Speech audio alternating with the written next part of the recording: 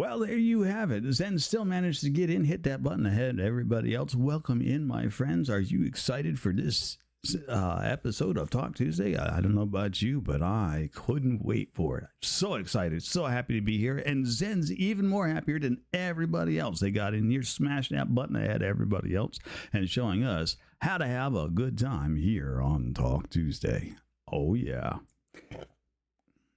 Go ahead, Zen. It's fine. Have that party right before you head off to bed. It's all good.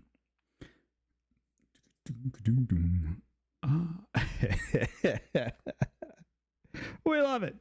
But that's right. She came in. She hit the button. She is our index for today. The start of the show. She's made it her way. She's going to kick it off, and we're going to do this right. It is Talk Tuesday. Oh, my word. It's going to be out of sight. Yeah.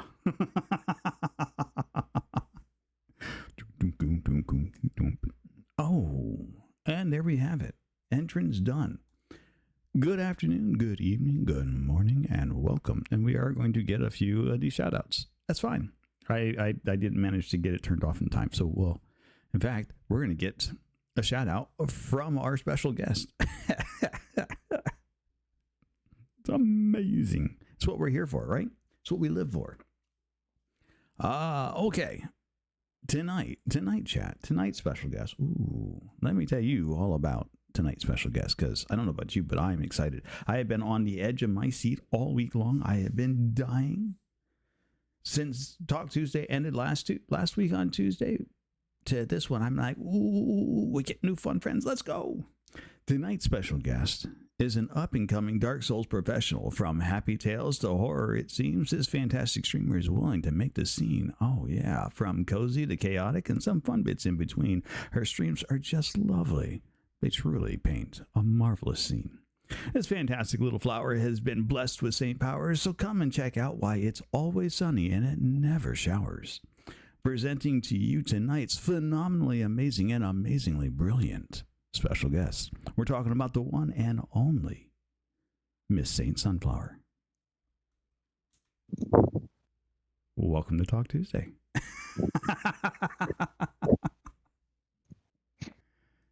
I feel like no, okay.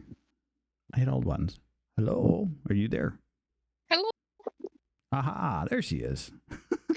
Hello. Like, I think I turned on the right buttons, right? I was like, am I supposed to speak? Yes. It is you. If you can hear me in your ears and not over your phone, then it is, yeah, it's time. Okay, fab.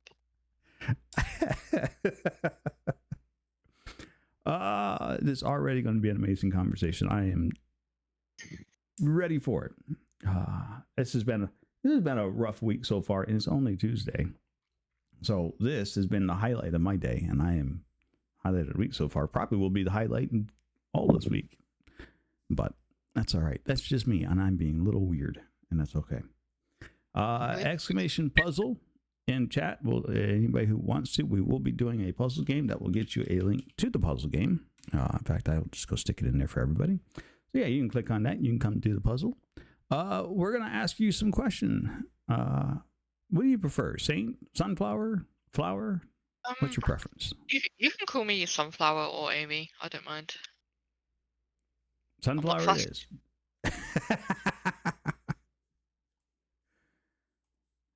Okay. Perfect. Yeah, so we'll ask you a series of loaded questions. We'll make some inappropriate comments. We'll have a good time. Are you ready? If at any point in time that you, if we get, so our chat likes to ask lots of questions, and sometimes some of them are just inappropriate questions, and I will generally catch a lot of those. And if they're really stupid, Soda likes to come in here and ask everybody for their social security numbers or last 5 digits of credit cards. I keep telling you, it's 1, 2, 3, 4, 5. Soda, stop asking. Gremlins, welcome in. That's just going to be a thing, right? So I'll make some funny jokes. You're welcome to make funny jokes at the questions. So it has a bad memory. Hi, Swifty. But anytime we ask you a question that you don't feel comfortable enough to answer, you're welcome to say you're not going to answer that question. We will skip it. There will be no questions asked. There will be no know anything else, we'll just move right along, and that'll be that. Okay. Yeah. So with that in mind, here we go. Did I hit the right? No, I hit the wrong. I'm always hitting the wrong button. What's the name of your job?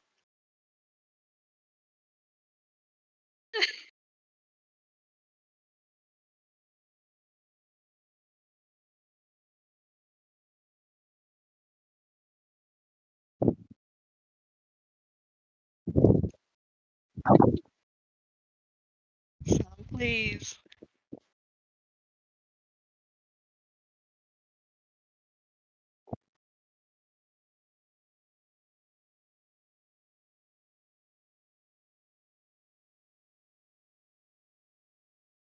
I do love that though.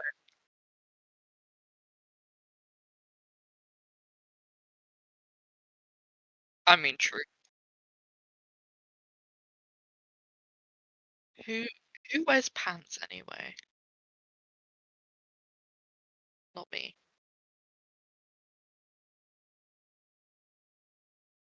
I mean, if I was outside.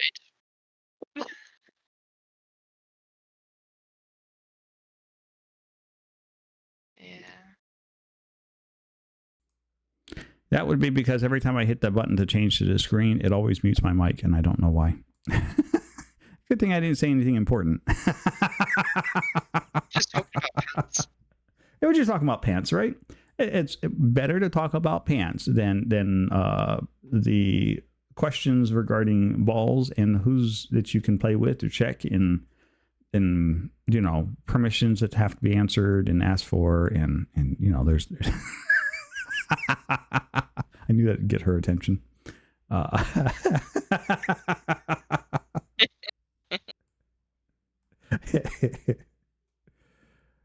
happen to know that Gremlins hasn't gone very far at all because she's just been excited as I have been about this Talk Tuesday. It is all either one of us have been talking about because we get to sit down with our very dear friend, Miss Saint Sunflower here, aka Sunflower, it's already been confirmed. And we get to learn all about this amazing person. So, there's two questions we always start with, kind of historical. We also have two questions we generally end with, which are also part of the thing, and then everything else is kind of whatever, what have you. We'll have a good time while we're at it. Laugh an awful lot. If I laugh inappropriately, tell me, because otherwise I won't know, and I will continue to do something inappropriate. I'm just, heads up. I'm an idiot, and I freely admit to it. I mean, same. So there you go. So first question right out the gate, we'll go ahead and get this started. Saint Sunflower is a very interesting name. Where'd you come up with it? So my favorite flower is a sunflower. I'm sure that's probably obvious. I figured as much. I saw someone who had like the username like Saint Valentine, and I was like, my username used to be that quirky cat, and I was like, that feels very like cringe and like really dated. Very like early 2000s, 2010. So I was like, that needs to go. And so I kind of like stole the Saint part from their name, and I was like, Saint Sunflower sounds cool. Yeah. Sounds cool. Sounds cool. It sounded cool to me. I was like, ooh. I thought it was fantastic. So there you go. So that's just it. Yeah. So sunflower, because that's what you enjoy, which is a good flower. It is. It is a lovely flower. I don't much care for eating the seeds that come from it, though. Shale really enjoys some sunflower seeds. I don't think I'll eat them on occasion, but I'm not big on them. Have you ever eaten them actually? I'm not sure. You never had them? I don't know. I may have, but I just can't remember. I've had poppy seeds. Well, okay, so if you eat sunflower seeds, being sunflower, is that like cannibalism? Asking the real questions. I mean, plans to do that all the time, anyways. But you Yeah. know, I mean, a little bit of consensual cannibalism is fine, as long as it's ethical.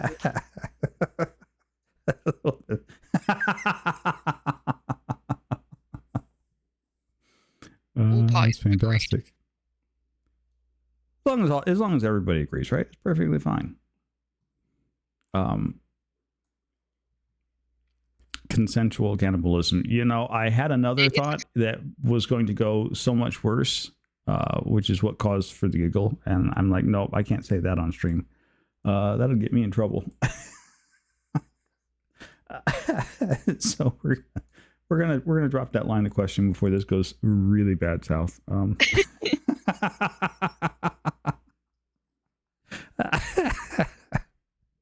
Hey, Starry, welcome in.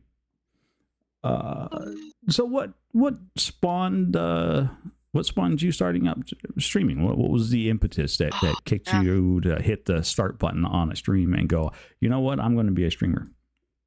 So I think I started like 5-6 years ago. Someone was like, "Hey, I want you to play Life is Strange, but I want to watch you play it." And I was like, "Okay, I'll stream it through Discord." And they were like, "No, no, no, stream it through Twitch. It's easier." So I did that, and I was like, "Oh, this is actually kind of fun, like having someone watch me play games." And then I had the game spoiled for me, so I stopped playing that. And when I was in university, I was competing in esports or League of Legends and Overwatch.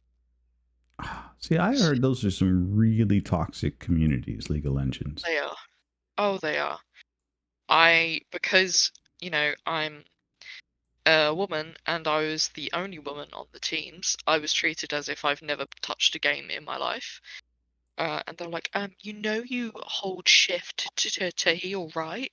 And I was like, I swear to God. I was like, it's just so annoying. So I just like ended up like swapping out when they were like, "No, don't you dare swap." And I'm like, you know what? I'm gonna swap out, and then I'd win us the game, and it was like, oh look, the woman who doesn't know how to play games. Yeah, they really tried to hit me with the actually. Yeah, originally I was gonna be a League of Legends streamer, and then promptly realized that I don't actually like that game that much. I literally uninstalled it this year. I now play Smite. But yeah. Do you now? I did not know I that do. you played Smite. You must not stream it very often then. Oh, I don't stream this Smite gameplay because I just know that people would find it boring as hell. Like my esports no. stuff never did well. I like watching esport people who play a game and do it even mediocre. Like I will occasionally get on and do Fortnite. I suck at Fortnite horribly, but I still get on and play it anyways, and I'll stream it just because it's fun. And occasionally you get those nice moments where you can score the win and it looks kind of cool, and you're like, yeah, that was fantastic. Yeah. So I would say, don't let that hamper you away from streaming it. If you want to stream it, right? Yeah, I mean, for the most part, I definitely do just stream. Hi, Aldronus. Aldronus is getting handsy with people. Look. I stream what I want because in like the very early days of streaming, I definitely tried to like stream games for people rather than for myself. And like every time I would stream, I was like, wow, I hate every second of this. Yeah, that's. And I was just like, yeah, I'm not doing that anymore. So I stream what I want, play what I want when I want. It's fine. And that's honestly that's the best way to go about it, right? Because if you're not enjoying what you're playing, then nobody else who's watching you is really going to enjoy it either. It's rather interesting exactly how much of a bad taste a game can leave in the viewers Mm, Mine's when the person that they're watching that they enjoy to watch hates the game. yeah, yeah. People can be really like influential with their opinions on games. Like I've Mm-hmm. definitely watched games where I'm like, I've tried this game myself and I really don't like it, but watching other people play it, I enjoy it. Um, like there's one game that I watched where I feel that way, but I can't think off the top of my head what it is. Um, uh, oh, like Fallout and everything. Right. Like I don't like Bethesda games at all. Um, I've tried so many Super times auto to like pets. them. It's super Sam, I swear to God.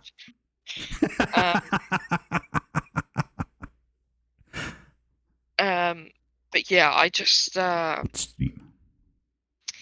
I don't like playing Fallout or anything like that, but I do enjoy watching other people play it. Mm-hmm. Um, I don't know why. I think it's maybe because the people actually have personality compared to like the dead, lifeless games that they're playing. Um, Dead lifeless games. I mean, Fallout really is just, oh, God. Like, I know New Vegas is like meant to be the best one, but I hate that one the most. Fallout 3, I did enjoy, but then I got stuck on like an invisible wall. So I was like, you know what? I'm done. But yeah, Yeah, uh, invisible walls suck. yeah. Let's you've got some questions already popping in. One of these is actually rather interesting. Gremlins would like to know what got you into video game journalism. I didn't even So know you were into video game journalism, so I'm like, ooh, no. We're gonna skip a bunch of yeah, questions, and that's the next one on the list. I've been a journalist now for 4 years. Mm-hmm. Um, I so I did a degree in creative writing and journalism, and while I was there, I hated every journalistic thing I did. Like the teachers just made me despise it, and we had a talk from someone who was like a BBC correspondent or something, and she was like, you'll be asked to wake up at like 5 in the morning and get on a flight to Iran, and you may die. And I'm like, how are you selling journalism to us when you're literally giving us like the Lord Farquaad? Some of you may die, but it's a sacrifice I'm willing to make. Yeah, it's a price that I'm willing to pay. And Hey, wait. I was like, yeah, you know, I don't want to do journalism if I'm potentially gonna get killed. So, I did do a couple of like gaming related pieces, but they always marked me down on it. Apart Mm-hmm. from one where I interviewed someone who um, plays with one hand on a controller because he's paralyzed. Um, Oh, fascinating. and that piece of work actually got shown as an exemplary piece to like the next year students and stuff like that. And I was Right. like, God, I've made it. Um, but how I actually got started writing for money, my friend Dash was working for a company called TechRaptor at the time, and Mm-hmm. they had openings. So I randomly pitched a feature to them, and they liked it. Um, so that got published.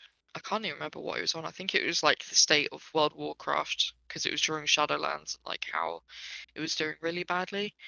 Um, and then they hired me, but then they were like, actually, your writing doesn't fit our style. So, and then at the time, the industry was overflowing with work. Like, work was so easy to come by. Right. I've written for sites like Gfinity, Eurogamer, GG Recon, um, TechRadar. Um, like I've written for loads of like big names. And yeah, I was doing that, and since then, the jobs have just become more and more sparse. Um, like I'm sure you guys have seen that the industry is just crashing and burning right now. Um, Well, it's, a lot of things are crashing and burning right now.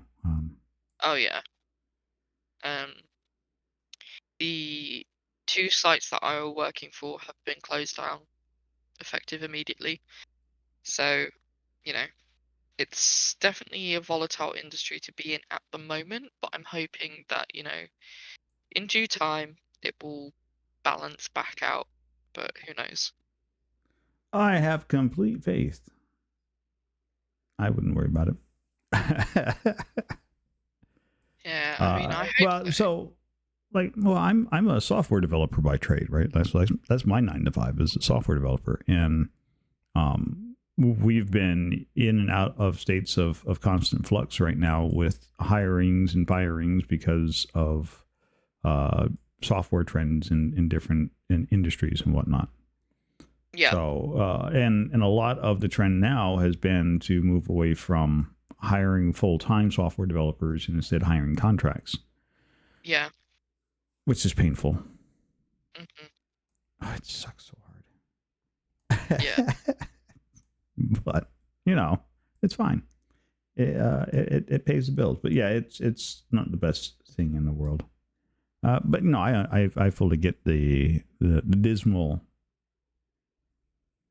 dismalness of the workforce right now, yeah, especially in certain industries, because it's just painful. mm, yeah. I've also had people tell me that they don't like me because I'm a games journalist without actually like finding out anything about Well, me that's or like what just I rude.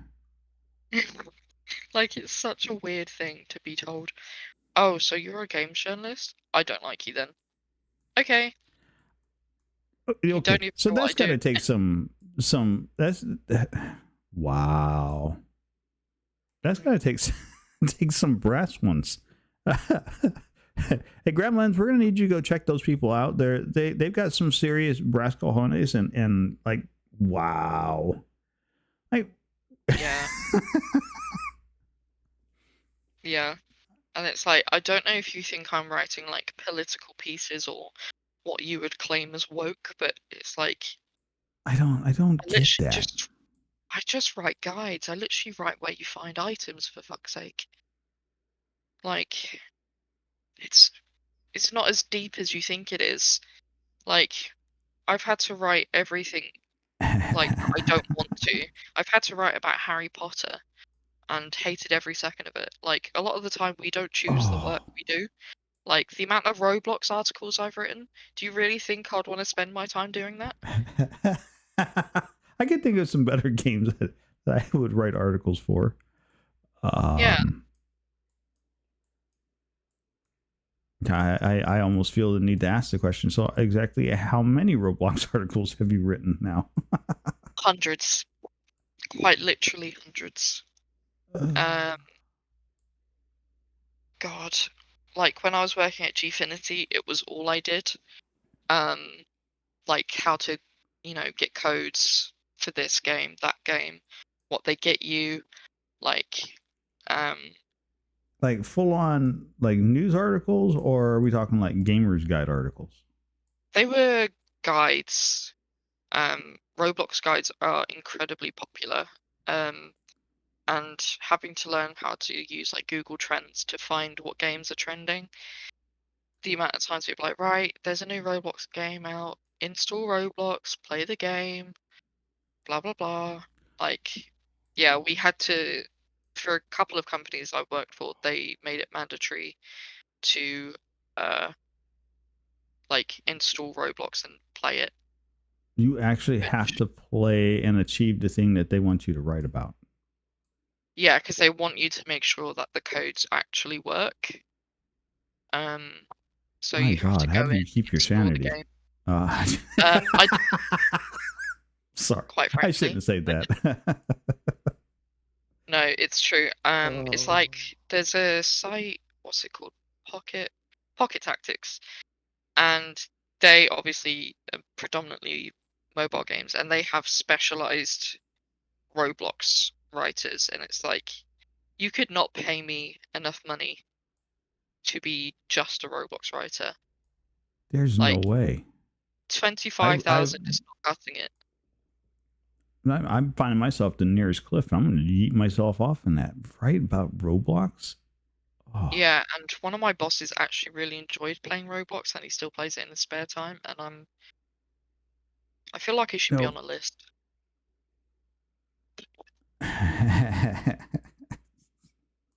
Canadians can do that. Wow. Well, first off, hats off and kudos for staying as sane as you have. That is the epitome of doing a job where you literally have to hate yourself. Oh yeah.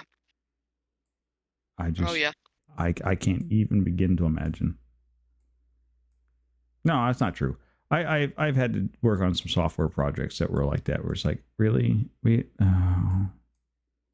just hurts. It destroys the soul. And so you write articles, you're a journalist, right? So there's a fair bit of what I would say is creativity in the work that you have to do. Yeah. Like just throwing words on a page is not something that is easy to do. Like there's no. So for a lot of places, 300 words is the minimum. And sometimes I've written an article where it is literally about 280 words of bloat, and then the actual answer is at the very, very end. And yeah, I've had to do clickbait articles, which, I would never want to do. That's a soul crusher. I had to do it for Gfinity, and it made me want to die inside, because it was like, I did not come into this industry to be writing. So World of Warcraft 2 is coming out. Follow this article for more news. Like that's literally like the kind of stuff I would write for them. Oh. And like Gaming Bible is the absolute worst for it. Luckily, I've never worked for them, and I don't think I'd want to with how much clickbait they throw out. Soz if anyone from Gaming Bible sees this, but it's true.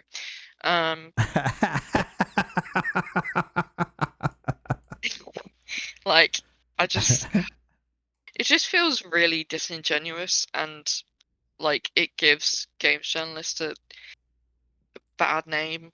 Like when you're like writing articles where it's like, yeah, so it just like sounds the next painful. game is coming out, but actually it's not. Surprise! You just wasted your time. Like, congratulations, you click this button that goes absolutely nowhere, will tell you absolutely nothing, but because you hit it, our advertisers are going to pay us some money. Yep. And so, oh god, the ads on Gfinity as well. They, like, if you didn't have an ad blocker on, not only do you have like the banners down the side and the one in the middle, but then you'd get like the really weird porn and hentai adverts, and it's like, you're a site that predominantly does Roblox articles. Children are looking at this, and they're going to come on here and see a nun with her camel toe out. Like, like it's just. That's fantastic. And so like, wrong. Please. And exactly what I think that the creators of the internet's probably like spinning in their graves about to this day. Oh man, adverts on like journalism sites just frustrate me to no end. Like, there's so much about gaming journalism that just annoys me forever. I think it. What the? I'm sorry. I'm just sitting here. Oh, thank you for the follow. I'm just sitting here mindlessly just working on the center of this thing, and I just see this hand flipping back and forth at high speed. Just, I'm like, what is going? It's a gremlin. Just dragging pieces at full speed. He's just running. Mine.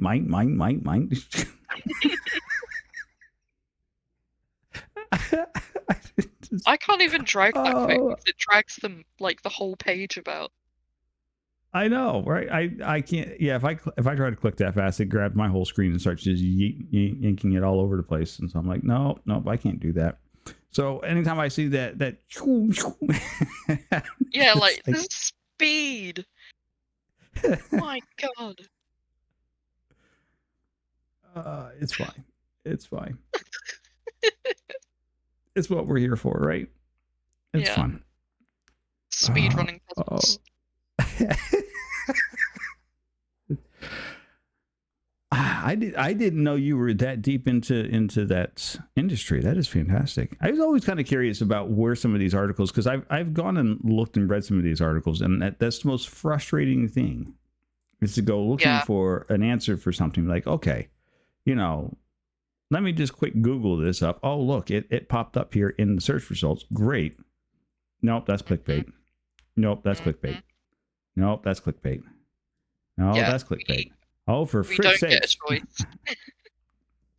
Like, a lot of the time, like, we have, like, an organization tool like ClickUp or Trello or something, and they're just like, right. Oh, I've used Trello before. Trello sucks. I hate Trello. I don't know why people like it so much. I've had to create Trello boards for Roblox as well. Oh, I'm sorry. It's why I've got so much grey hair, honestly. Like. Oh. You should. Okay, I have people who use Trello boards for software development projects. You want to talk about absolutely you hate your life. Show up to a project and they've got a Trello board. Trauma. I've seen some things, okay? I'm shell shocked from Roblox.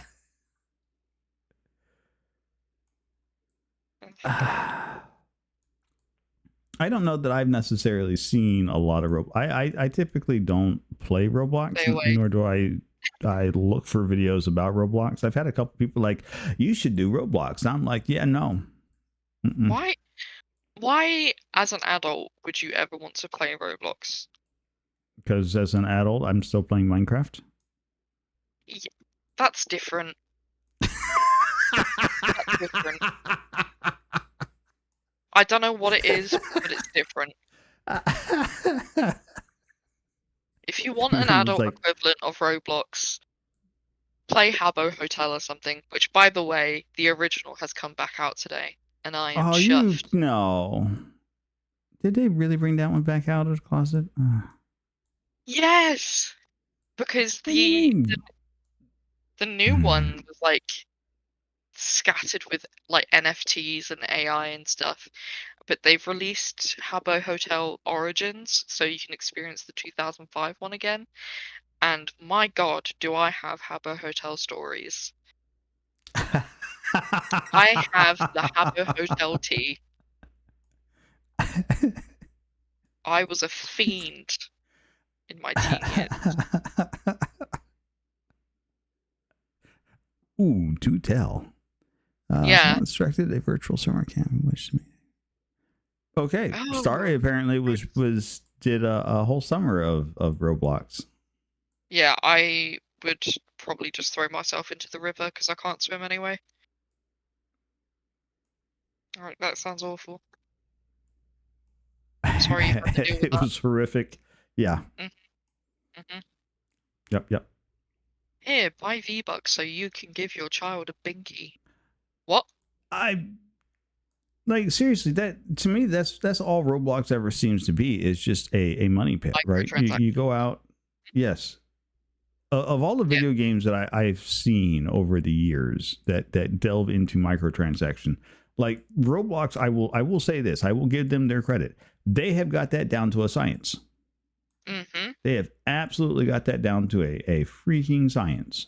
And I can Yeah, respect because them it's like for doing their homework on that. But children that's a children play the game, and children are impressionable, and they're like, I see shiny thing, I want shiny thing, and then they use their parents' credit cards.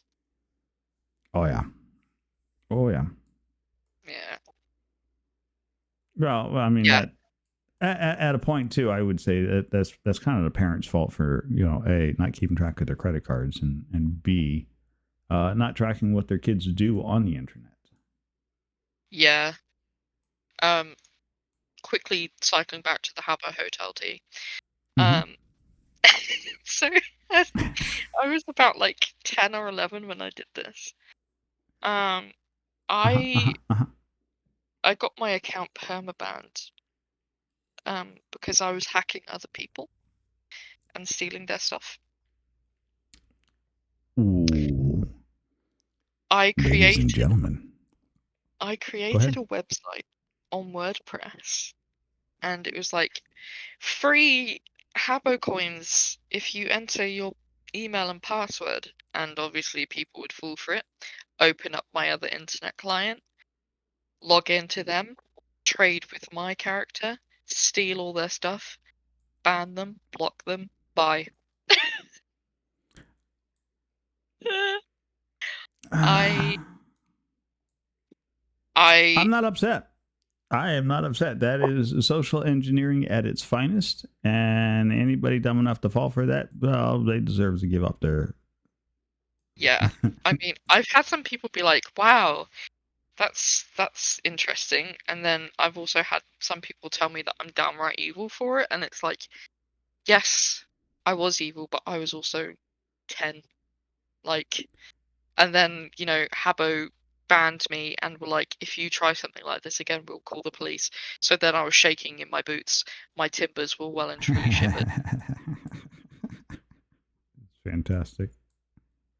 Yeah. Okay, so I don't see anything as being evil about that. What I do see is we have discovered that Miss Saint Sunflower has a saucy side. I'm the So, sauciest. oh yes, oh yes, absolutely fantastic. But so, as a gray hat hacker, 'cause that's the hat I wear. I am neither black or white. I run right down the middle of the road because I can appreciate a good hack, and I can really hate somebody who's just taking advantage. I hate people who just take advantage of things, up to a point. Like if you're stupid enough, like my favorite ones are the hey, your computer just called me, and I'm going to call you on the phone to tell you your computer just called me, Mm. I've never and heard of that my one. oh well, that was the old Microsoft phone calls back in early Yeah. 2000s. Right. Okay. They would call people up, be like, "Hey, your computer just reached out to us. We're part of Microsoft support staff." Yeah. And I have to ask a question. I'm like, why did you decide to give them your credit card numbers? Like, how does the credit card fix your computer problem? Please find me these Google Play cards. Right. Oh, I love those Microsoft scammers. Yeah, where they're like, you have to pay us in gift cards. What are you gonna do with the gift cards? Are you going to buy V-Bucks? Are you buying Robux? They Is are. this They to are. support your addiction? Well, now that you know their secret, I'm afraid Yeah, we can't let you leave. No. like the Men in Black thing. Erase my memory. Hold still. We're gonna have you take this little eye exam.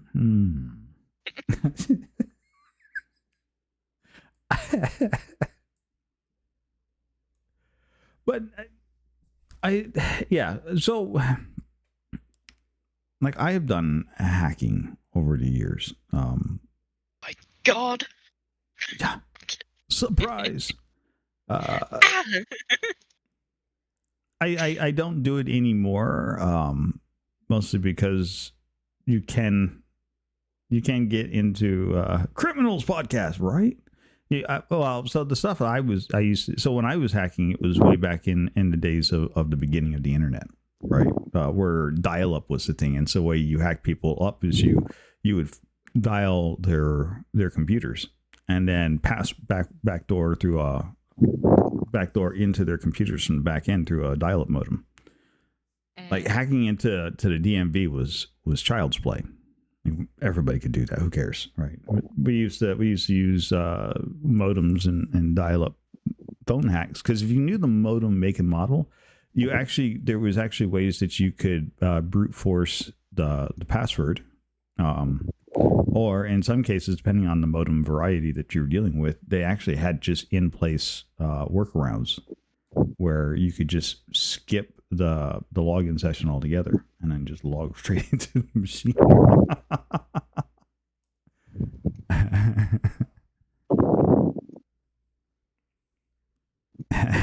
You see my cord. It's Gremlins is the HDMI is the cable that runs from the back of your monitor to the back of your PC. If it's big and squarish and has pins poking out of it, that's the wrong cable. It's big. If it looks like a slightly larger USB, you've probably got the right cable. Ding ding ding.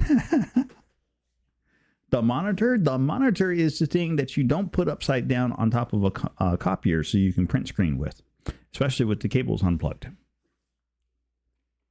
Yes, I've had a tech support call where that was what I walked into. What?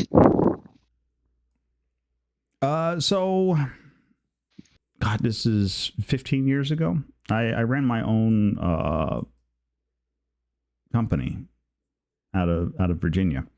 And so I would install and maintain and monitor computers and servers and set up business systems and everything else. And so that was what I did for myself. I was my own private company.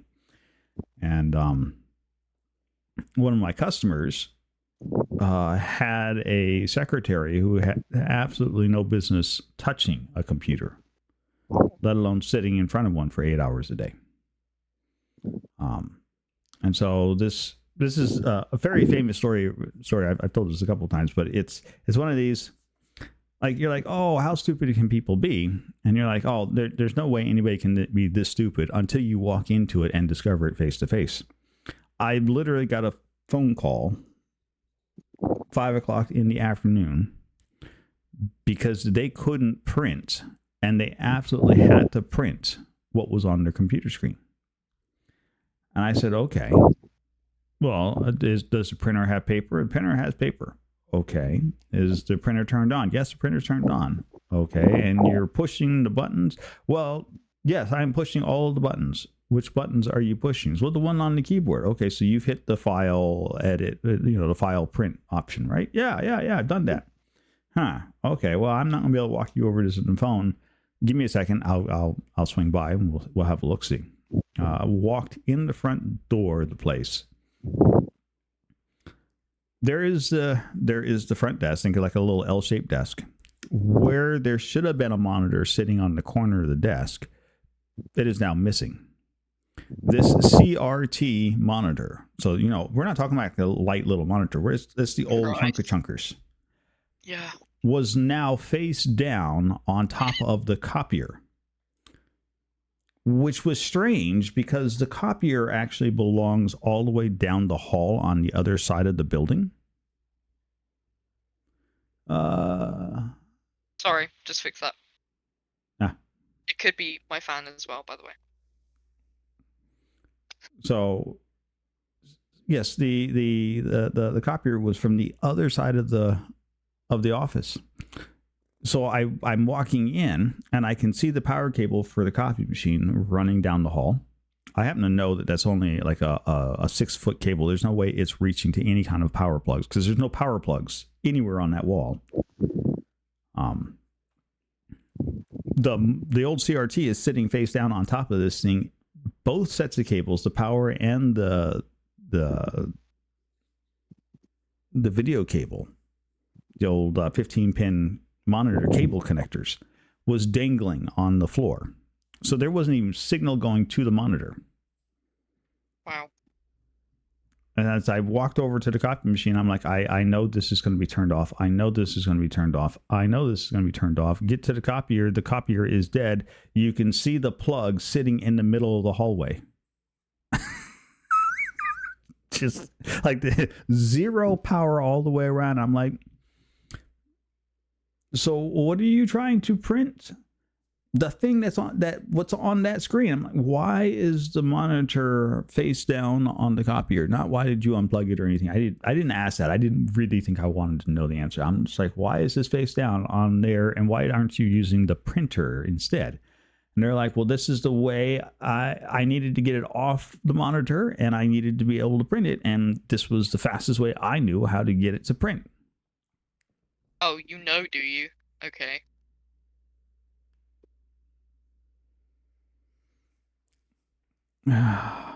45 minutes later, I have finally gotten everything. Gremlins, I don't know that I aged so much as I just went.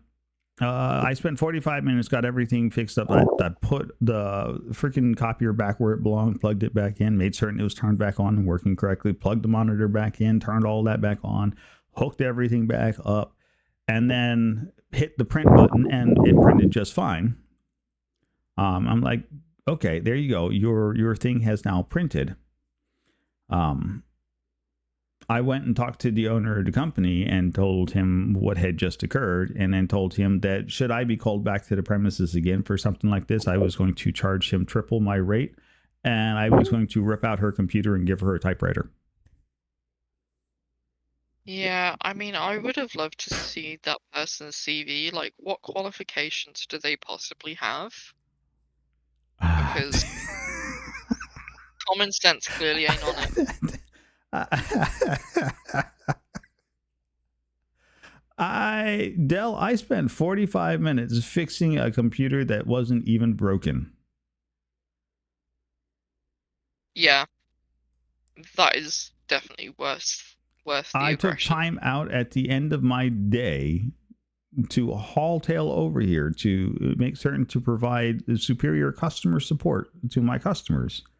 Like I was on my way home for the day. I had been out running the roads for the last 12, 14 hours. I was going home.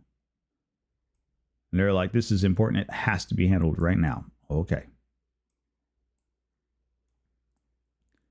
Let me come over to see what the problem is.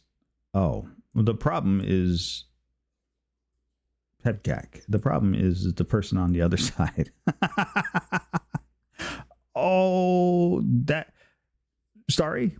I went back to that same location a week later. 7 days. I went back 7 days later for another troubleshooting call. This time I had to remove whiteout from the computer screen because, quote, they were making corrections to a Word document. Don't do this anymore.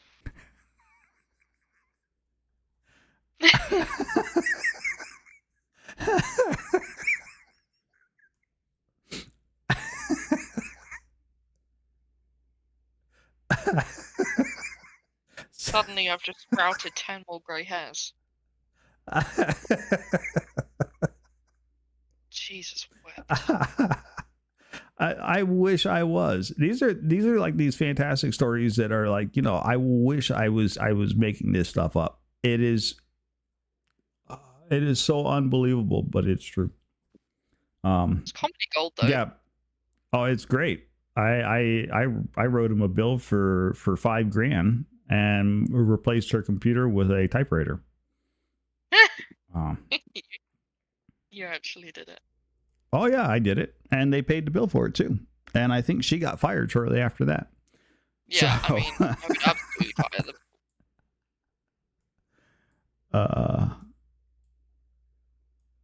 But yeah, I carried through with it because I handed him the bill. I handed the owner the bill to right in his hands. He's like, "Can we?" I'm like, "We're not fixing this, dude. I told you. I warned you that there was a problem with your secretary." I'm like, and this is a waste of my time. This is a waste of your time. This is a waste of everybody's time. And no, yeah, I absolutely. Yeah, he stroked me a check for it too. I was still doing work. They were still one of my more regular customers. They like that didn't hurt the relationship at all. It was just one of those. I'm like, look, dude, I warned you. Can we fix it? Yeah, get a new, get better staff. Easy peasy. Oh yeah, I can talk for hours on bad IT support calls. Like I have seen a large gambit of it. But this was back in the day where like nobody knew anything about computers. Computers are now a lot more regular. So you don't see nearly as this level of stupidity anymore these days. It's different levels at this point, I think. But what's funny is my mum was like super like tech savvy when I was growing up. Like she would build her own PCs, yep. clean them, just do whatever with them, Yeah. repair them. As she's gotten older, I feel like she's gotten more technophobic. It's like suddenly she's handed a computer and she's like, but how do I do Windows updates? And I'm like, you can't be asking me this. You cannot be asking me this right now.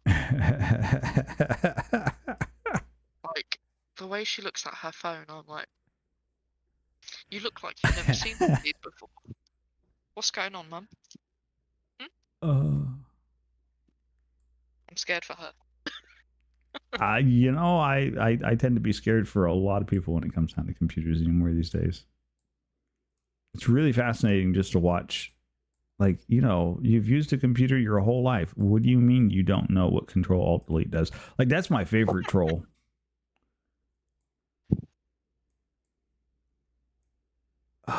or going into World of Warcraft, they're like, I'm stuck. How do I get unstuck? Yeah, /camp. You can watch them just disappear. The amount of like League of Legends games I'd go in and they're like, hey, if you want to see your character do a cool dance, press Alt F4. People did fall for it. And then the people push the button and you're like, really? That's all it took to get rid of you. Okay, I know how to fix my problems now. Play stupid games, win stupid prizes. The favorite bit is Alt F4 is such a lovely troll, but like that one's a very well-known one. You really want to get the people? Windows key D.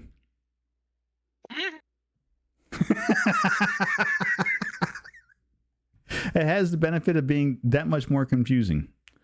Because if they're playing a game and listening to something and they hit that combination, they can still hear the game.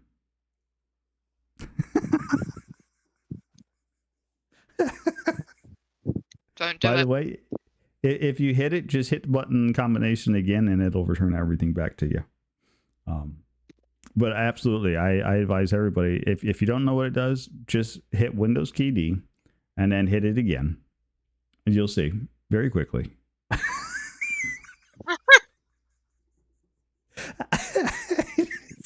Such a troll.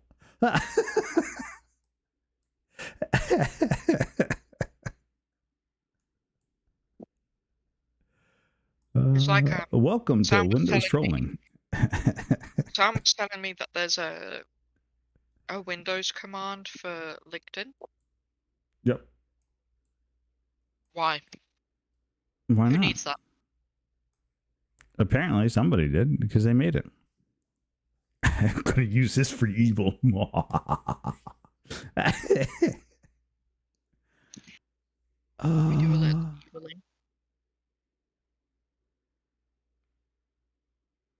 Yeah, it's like the most convoluted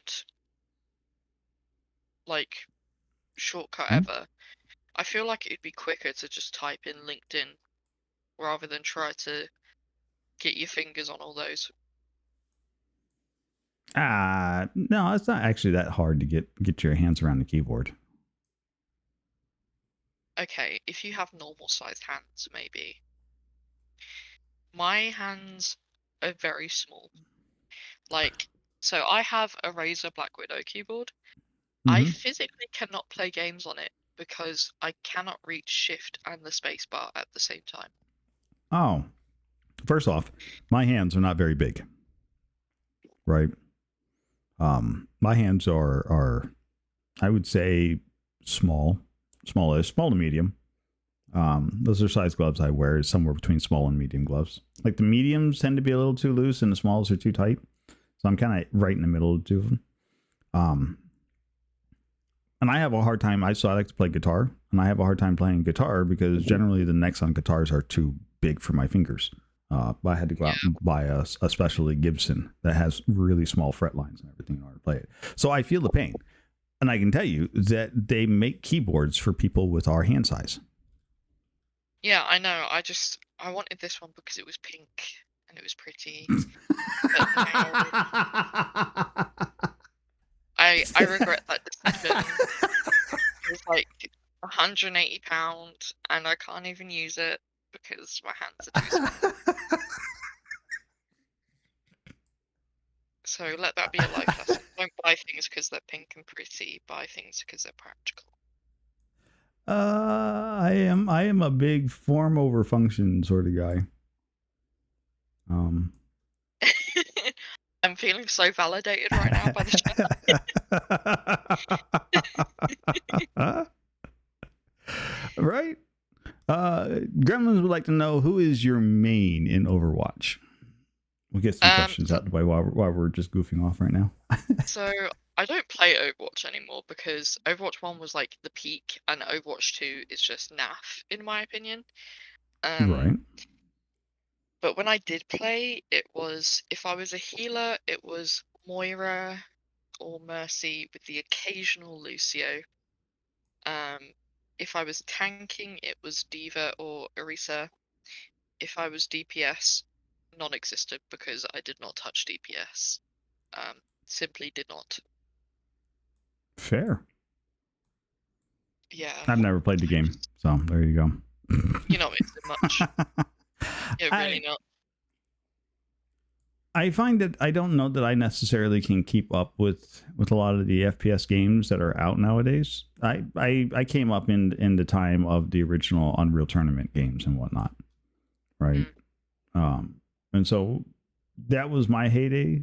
And I have tried playing like Valorant and a few of these other games, and I don't have the reaction time anymore that I used to have. So Yeah, I mean, I'm only 26 and my reaction time is like non-existent. I don't know how I managed to play Dark Souls, honestly. I yes, do Sam, have I a played Diva Halo. Puppet. I do have a Diva Puppet that was gifted to me. Oh, I also do nice. own some Diva art that I bought from a Comic Con, but because our place is rented, I can't hang it up, unfortunately. Oh, that's a shame. That should be like displayed. It'd be like, floor model. Haha, check this out. Yeah, I do have like a lot of art that I bought from Comic Con and stuff, but I just can't be bothered to deal with like the landlord complaining, to be honest. As it is, we're not even meant to have a cat, but here we are. We have a cat. I I know nothing. I see nothing. I have heard nothing. What cat? Cat? I don't know what you're talking about. I mean, she blends in a lot of the time. This place is pretty dark, so, and she's a black cat, so the amount of times I trip over her because she's just in the way. But right now she's asleep, Oh, Void Kitty. cuddling my, she's cuddling my Switch on my chair. There is a lot of Void Kitty love in the Discord. As We there have should be. Always the best. we have quite the collection of Void Kitty lovers. Yes. But She, no, she, yeah, it Go ahead. I was just gonna say she actually did something really cute today. She's never done it before, but she was asleep on Mhm. my brother's window ledge, and she rolled off in her sleep. Um, and she's never done that before. But yeah, very cute. Must Oh, have been that's having like fantastic. the best nap. I envy her. Yeah. I always kind of wonder what goes through their head at times, and at other times I'm like, you know what? You just be happy that you don't have to deal with the stuff that I have to do that makes me so crinky. Yeah, there's probably nothing in their head, let's be honest. Maybe, maybe not. One never knows. It does look like Gremlins has done a successful job of grabbing every bit of green and dragging it down to the bottom. Head is full of soup. Oh, I shouldn't say that. That's actually her like treat word. Good soup. So she, because we get her like cat soups. Um, so instead of saying treats, we say like meats or soup. Uh-huh. But luckily, she's deep in the snooze land, so she doesn't care right now. She hasn't heard a word of that. Well, that's good. That is most excellent news. Oh man. So we're gonna go back over to your game art. I'm fascinated by the fact that you actually do game articles. So you're just gonna have to pardon me. We're gonna circle back around to this just because I have more questions. Oh Like, yeah, go for it. yeah, it's my show. What are you gonna do? It's Tell my me show. no? I'll do Yeah, what I I want. guess that's fair. Uh, no Nori, bad Nori. Oh, please. I'll be good. I promise. um. So, what has been like the most exciting game that you've had to write, that you've written about, that you actually were like super stoked to be able to do? Like they handed you that assignment and you couldn't wait to get started on it. I will always say this as my number one experience. I got to play Elden Ring before it came out. Um, I was given a 6-hour preview by Bandai Namco. Wow. I had to play it with an Ethernet cable plugged in because I had to stream it from their servers. Um, and I got to play the first 6 hours of the game. I got absolutely nothing done in that time. I don't think I even met Margit at that point. Um, but yeah, it was like the best experience because I got to preview it, and I got to write it for RPG Site. Um, and yeah, it was great. Next to that would probably be interviewing the World of Warcraft devs like multiple times. Um, I've interviewed quite a few of them, and they're all like really nice people. Um, I did also get to do a hands-on experience of Crash Team Rumble. Mm-hmm. Uh, didn't really vibe with that game very much. I think my boss ended up reviewing it because I was just like, yeah, I don't have much to say about it. Like, it's like every other battle royale, but with Crash. Like, it just didn't hit the mark for me. Well, I But think yeah, that's fair. Not every game hits the mark for people, but I mean, still. yeah, previewing Elden Ring was 100 out of 10. Would absolutely do it again, right? Oh That is yeah. I have fantastic. I have tried contacting them to be like, hey, you want to give me the DLC. Didn't work. So Oh god. I did fork out money for that one.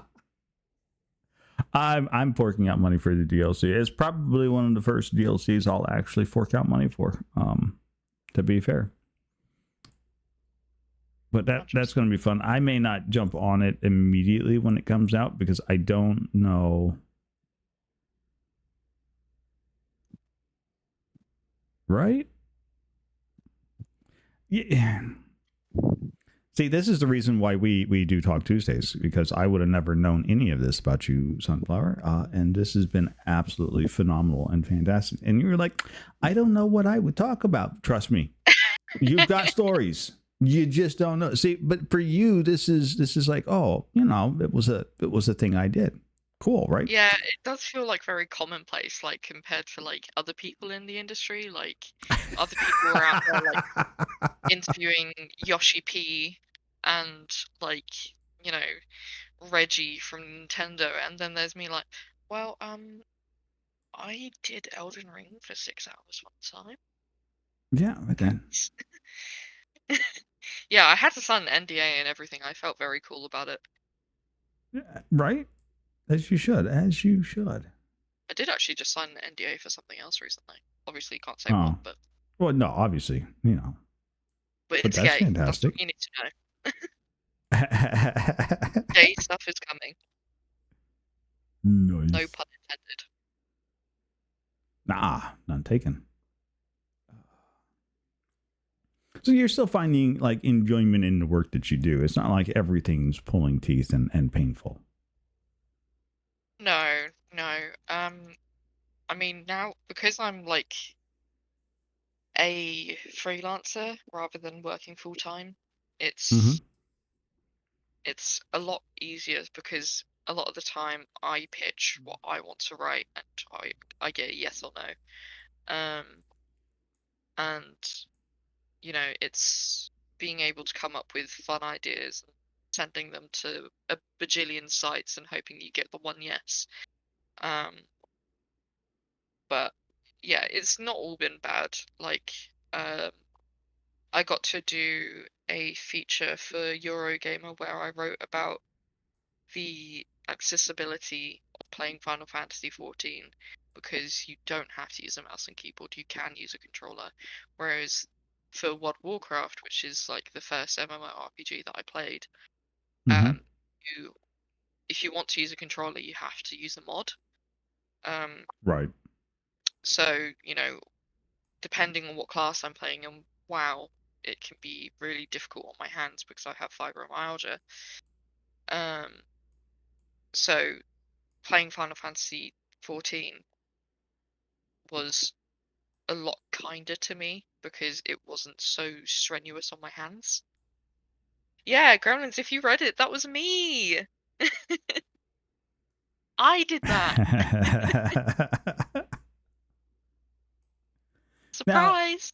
Now, how often does that happen to you where someone's like, oh, wait, I actually read that article. You wrote that? And they fan they fan all over you.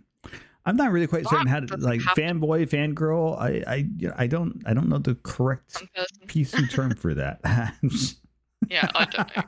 But it hasn't happened very often. It's happened a couple of times. Like, I would say only a handful of times, but it's still been really cool when people are like, oh, I recognize your work, and then being like, so that's who you are.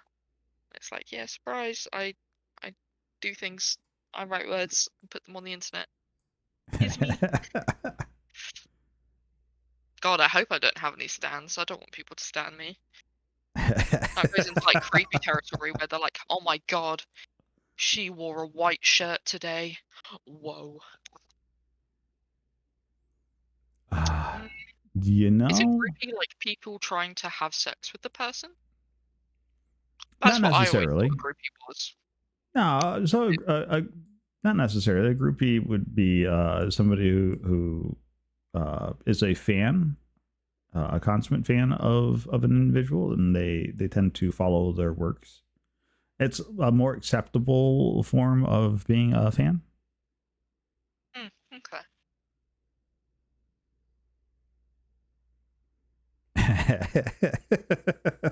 I only write words. I don't claim to know words. Don't look at me. I sit here with the dictionary and I go, time to learn a new word for the day. Oh, that's a fantastic word. Now, how can I use it 67 times so I'm so sick of it that I can't stand it anymore? I have no idea. Now, have you ever done that? Like done like a word of the day? I don't think I have. I don't No. know. Yeah, I feel like I know too many words. I want to know less words. But then when So what you're people like, saying is the problem is not not having enough words. The problem is finding the right words. yes, and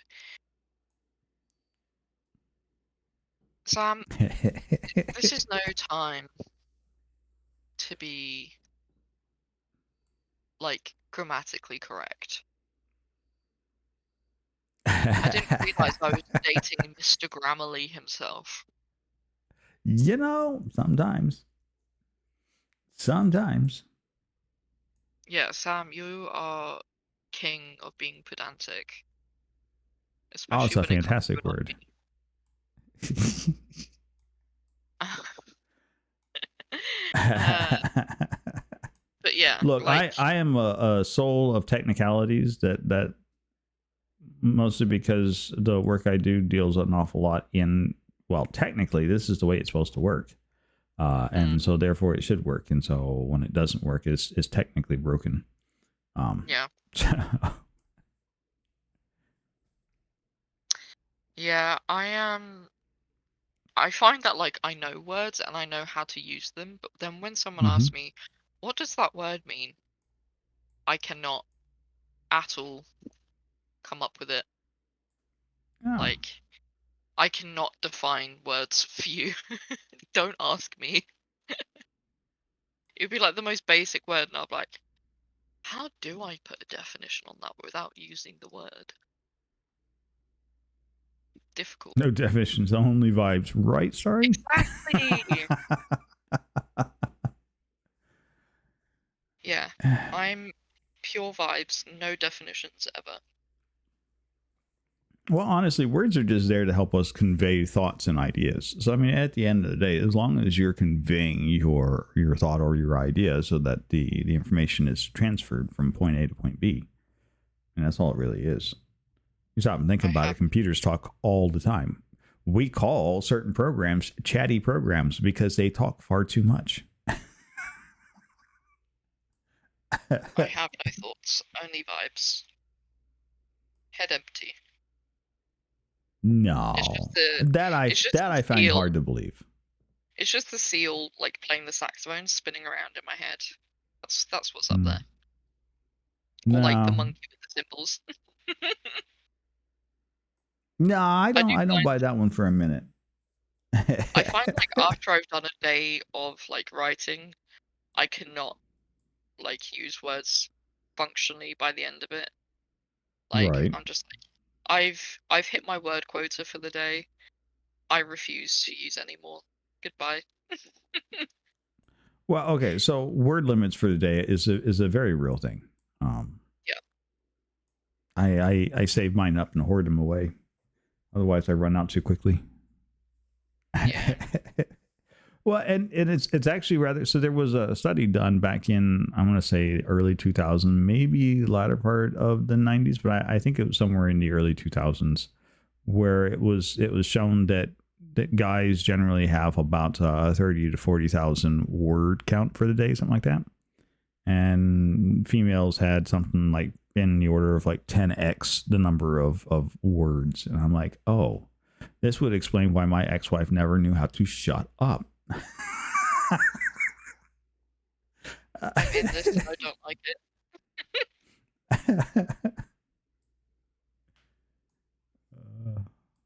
But also kind of makes sense that men talk less. Unless it's about Just, something that they like actually care about, then they won't well, shut up. yeah. Yeah, my personal favorite, I think, is mansplaining. Mm-hmm. Oh You want boy, to get a guy howdy. to talk? Just get him to Yeah. mansplain something to you. I've been mansplaining. Like, do they not hear themselves? No. Yeah, that tracks.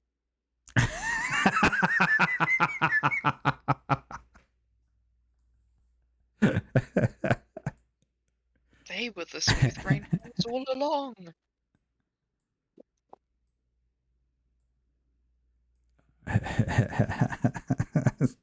Smooth. Okay, so men's brains, and I know I'm talking about myself here, and I have no shame in this. Okay, men's brains are single-threaded processes, so we can't do two things at one time. Hi, Lillian. It's hard. If you find us doing two things at one time, it's because what we're doing is we're context switching really fast between the two operations, and we're just juggling them. We're not actually paying attention to two things. Like right now, I'm talking and explaining. I've stopped doing the puzzle, like because that's where. Yeah, well, that's the difference in brain and the way brains work, right? Like mine's single threaded. Most guys are single threaded. We're really good at focusing and getting that one thing done. Odd core processor up there. Yep. It is a very high powered, really fast, dedicated single thread. That is why we can go stick our heads in the sand and do one monotonous task ad nauseum. Doesn't require us to have to do anything. We can just sit there in that one context and just do that same operations over and over and over again ad nauseum. We don't care. We'll do it. Be like, oh, this is easy. Right, got it. Spoken like a RuneScape player.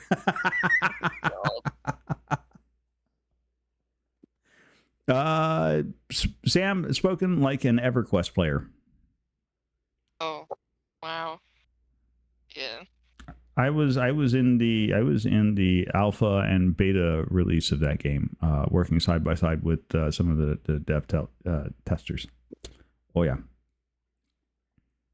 Did you play the second one? EverQuest 2? No. No, I saw what they were doing with EverQuest 2 and went, yeah, no. And honestly, no. EverQuest 2 was an attempt to try and compete with World of Warcraft, which at that point in time were gaining significant inroads to the industry. EverQuest was really starting to blow up big back then when EQ2 was being touted about and was coming out, and they had no hope. And they were promising a bunch of things that they were never going to deliver on, and no. I never bothered with EQ2. In fact, I actually dropped out of EverQuest about the time that Star Wars Galaxy landed. I went and played Star Wars Galaxy for a few years. That was fun. Yeah, back in the day. Well, I mean, back in the day, EverQuest was a 40 to 50 hour game addiction. Because that's what you had to invest in the game in order to get gear, equipment, levels, whatever. It was an ungodly time sink. Yeah, makes me miss World of Warcraft. I'm just too broke to play it. Favorite character in World of Warcraft? Go. Sarah. Has to be a Sarah. I love her so much. Oh, but then there's... What's her face? What's her... High Wars.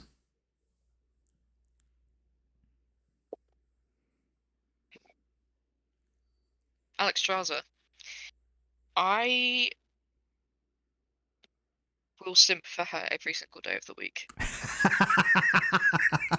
I think pretty much everybody does, but I mean, love her so much. I'm barking. It's fine. It's fine. Barking for Alexstrasza. Never really cared much for Sylvanas. Like, I like her, but like her being killed off in Shadowlands, I was just kind of like, woohoo!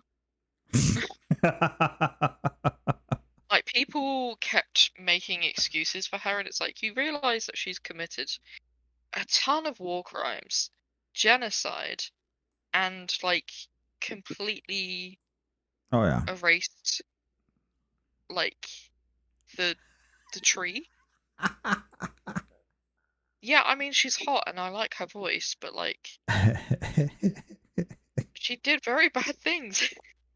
I sup-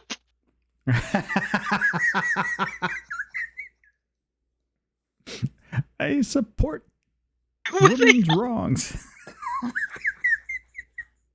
Yeah, I mean, she did look very sexy when she did them, so, Uh, forgive me, I guess. oh, This Riddick would like word. to know, what is your favorite game and or series? Oh, don't ask me that. Dark Souls. We just did. Dark Souls 3. Hate Dark Souls 1, but love the Soulsborne franchise. Um, it's got me by the short and curlies. I would pay any amount of money for that franchise. Um, yeah, games leave my head when I get asked that. I'm like, have I even ever played a game before? What are games? Um, Right? what's your oh, okay. Go ahead. Um, Go for it. Go for it. You already read the question. um, hmm, probably anything made by Bethesda. Don't Just like absolute Skyrim. avid hate for Bethesda, huh? Avid hate.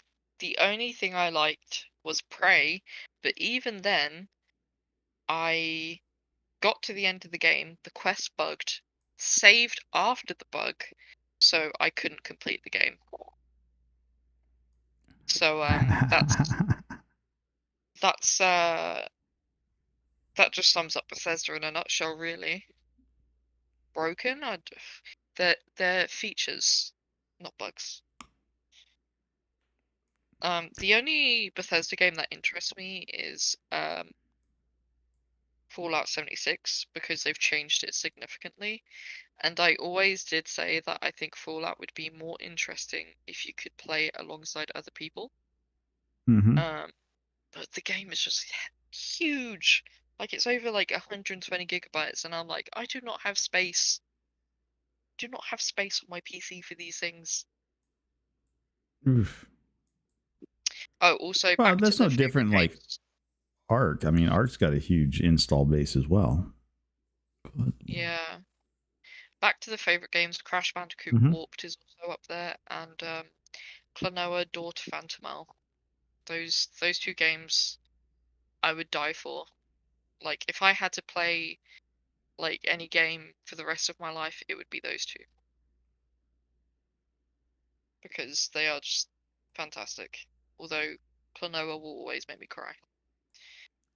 Like you think it's a really cute game, and then all of a sudden you have to watch his grandfather get a bomb dropped on him, and then he dies in his arms. Like Oof.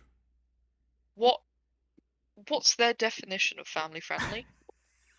Because that is not. Ouch. Spoiler, the game has been out since the 90s. If you've not played it, that's on you. It's been remastered. It was literally £8 on Steam the other day. So get to it.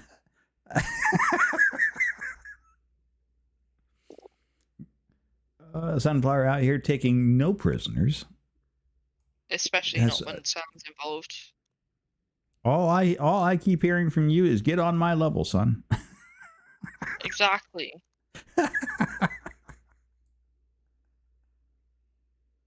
That's a lot of to be explored.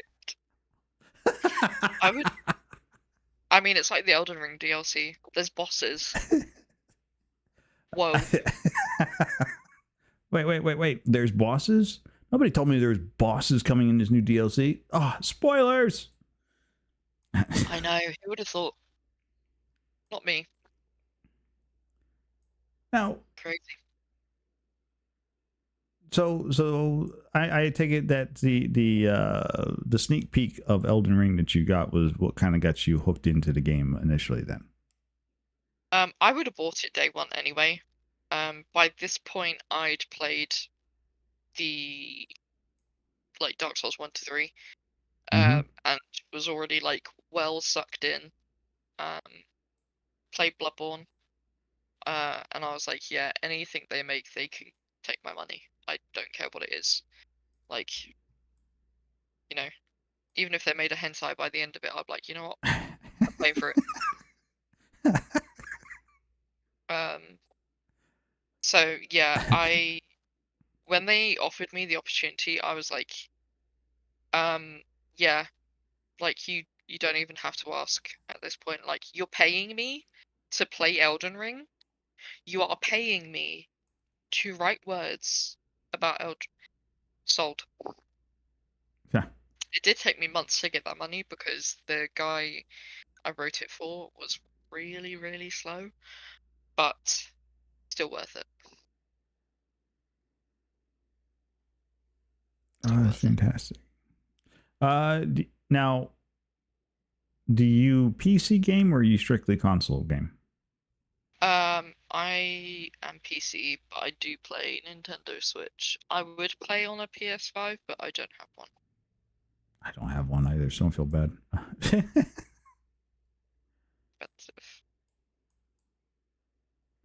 Which you Yeah, console games. Well, consoles they've been expensive in general for years. I mean, it's not like they yeah, came out on the board and were like, oh, cheap. here's a cheap console game. No, it was never like that. Like, you spent money Yeah, on those things. What was yeah. the first Lucky, console that you got that you ever put your hands on? What was the first one that you put your hands on? PlayStation 1. That was I have very strong memories of being about like 5 or 6 and watching my sister play Tomb Raider. Um, I was too scared to play it because even now I still get jump scared by stuff in that game. Um, so as a kid, it was like that was the scariest game of all time, and especially the final boss, like the torso, hated it. Like, I would cry Really? as soon as he would appear on screen because the noises he made were just so freaky to me. Um, and then I would play Crash Bandicoot Warped on loop, non-stop. Um, also played a lot of Cooler World, Apocalypse, which has Bruce Willis in it, 10 out of 10 game. Underrated in my opinion. It Um, was very underrated. Pandemonium. Uh, That was a good game too. I remember that one. else? Tekken 2 was also like a huge part of my life. And I played Spyro 3. I liked the skateboarding levels and chasing thieves. Like, that never got old. I kind of want to get a tattoo of one of the egg thieves because I think it'd be cute. Um, but yeah, PS1. My mum did have a Sega Saturn before me, and I think she had a Dreamcast, but I did not experience those.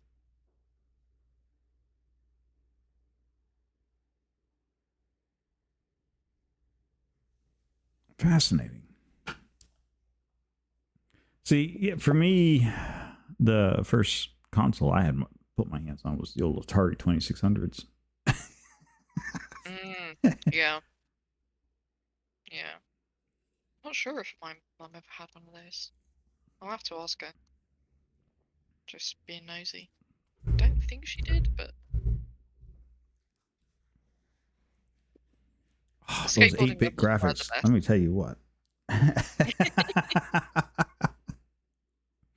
Now, in your experiences over your career thus far, Mm. Mr. Moneybags is pretty.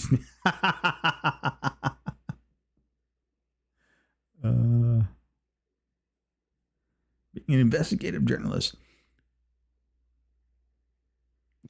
Like, what were some of the biggest games that you noticed that did a lot more in like huge graphic jumps that were very uh, memorable to you As in throughout my life playing games or as a journalist? as a journalist? We'll keep Um, the scope narrowed a little bit. I mean, I've not really been a journalist for that long. Like only like 4 or 5 years. Hey, that's 4 or 5 years longer than I've been a journalist. So, I mean, you're right, you're right.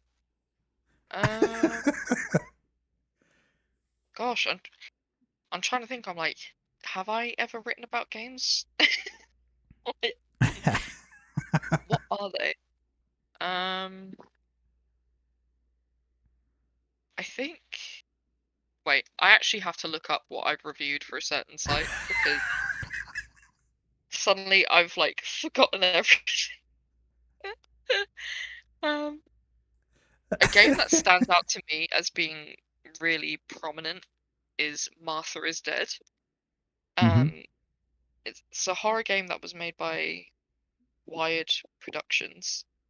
Um, I reviewed it, but I also streamed it. And, it ran awfully. Um, the graphics were stunning, like haunting and just disgusting. Um, and it combined really cool elements of like uh, what are those toys called? Like puppeteers, um, and uh, like really high definition 3D graphics as well. But it just wasn't well optimized at all. Um, so that kind of, you know, messed things up a little bit. Mm-hmm. I think if even though I had like more than enough of a powerful PC at the time playing it, it still, has it still wouldn't even run like on the lowest settings, like above like 40. Um, Elden Ring definitely, I would say, has made huge graphical improvements if we think from like Dark Souls 3 to Elden Ring. Huge changes. Like, I mean, they're both stunning, but the hair is a huge improvement alone. Right. Like, um, it doesn't look like just weird clumps on their head. It has like life to it. Um, the stark difference between Dragon's Dogma Dark Arisen and Dragon's Dogma 2. The graphics for Dragon's Dogma 2 are just absolutely phenomenal. Um, like some of the best I've seen in recent years, I think. Um, like everything is really high fantasy but lifelike. Um, even if the AI is questionable. Um, I think even World of Warcraft, because the change between Shadowlands and Dragonflight felt really, really big to me. Like Right. Shadowlands felt quite flat anyway, but Dragonflight just kind of like gave WoW a whole new lease of life. I mean, especially because everyone loves the Dragonflight. Like, they're some of the best characters. Um, but the graphics were modernized and the game became more accessible and you could have like high speed chases on dragons and stuff like that. And yeah, it just felt like a huge improvement for the franchise overall. Um, then it's also been interesting to see like there's quite a big return of like pixel art and like hand drawn art when it comes to indie games. Um, Indica, um, a horror indie game, it features like really high definition like 3D graphics for the vast majority, but Mm-hmm. then when like for the flashbacks of her childhood, it's like 16-bit graphics. Um, and it's really pretty, and I prefer the 16-bit to the 3D. Um, but yeah, games are always evolving, always changing. I don't think there's any like one benchmark when it comes to how things look. Um, because a lot of it comes down to like stylistic choice. Um, so yeah, that's a bit of a tangent I just went on, but No, yeah, you're fine. We're here for tangents and rabbit holes. We do that often. Here on Talk Tuesday, you're just fine. You get sucked in all the time. I'm enjoying this, so you're just fine. Nothing to apologize for. It's interesting, and more so just because I do mostly hardware anymore these days, and I've been tracking video card usage, if for nothing more, because of people's love for doing digital currencies. And so I've been trying to understand if the latest trend in newer graphics card are a direct net results of better games coming out, or if it's actually more to do with the fact that people are offloading CPU cycles from their regular CPU onto the graphics card and doing using graphics GPUs uh, for cryptocurrency mining. yeah, I do definitely think that um, mining has had a huge impact on graphics cards. Like, they may not want to admit to it, but I do think Oh, that yeah, no, mining has they definitely. they've had an Mhm. impact for sure. Um, but I feel like the when it comes to PCs at least, when it comes to like new games coming out and they're AAA and like they have the best of the best graphics, I feel like even the best PCs can't keep up anymore. Like, it feels like they're making games that they want them to look the absolute best, but then they come out and they run poorly. Like, they've obviously not been patched, but that's because, with all the different tech combinations, it's incredibly difficult to patch them accordingly. Right. But I just feel like games nowadays kind of feel like they're made more to be able to run on a console, but not on a PC. I don't know. It's just bit of a bizarre Well, one. so consoles have the benefits of being designated for doing one job, right? So on a Yeah, console, all you're doing is gaming. So you yeah, can afford to put a really expensive graphic card and whatever else inside the console that you wouldn't normally do for a PC. In fact, you can make the entire console all about the graphics card and then chintz on everything else. And as long as your CPU on the console can keep up with some of the instruction sets, everything else mm, is fed to the graphics card. Who cares, right? yeah, So games in general are really as we go along. I think games in general you're going to find are going to be more dedicated to this idea of consoles are going to be superior for graphics versus CPU and computers. mm, The where a lot of this gets interesting, at least for me, anyways, is whether or not that push is being driven generally by one particular industry over another. As a software developer, right? If I can recognize a trend going, hey, video cards are being used more for cryptocurrencies than they are video games, mm, then it makes it worthwhile to maybe start looking into work as a cryptocurrency person, right? Go to work mm, for that company because that's where the money's at. yeah, Um, I won't ever get into game design. I tried it one time. That is a very cutthroat industry. yeah, Holy cow! yeah. Which is why I mean, you're like, oh yeah, I'm a journalist for games. I'm like, really? Which is why I'm like, oh, I'm so curious now. I get like a million questions I didn't have before. Um, yeah, it that's equally quite a cutthroat industry, to be fair. My sister is an animator, and she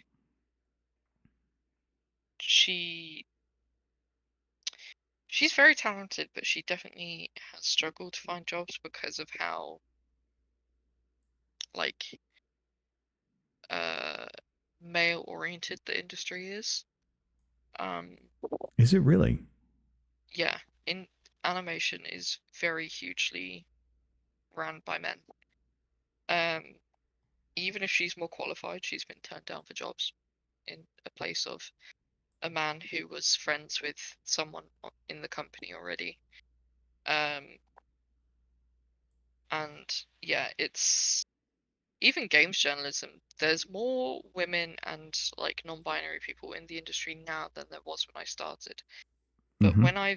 whenever I've worked for full-time companies, I often find that I'm one of like three women max.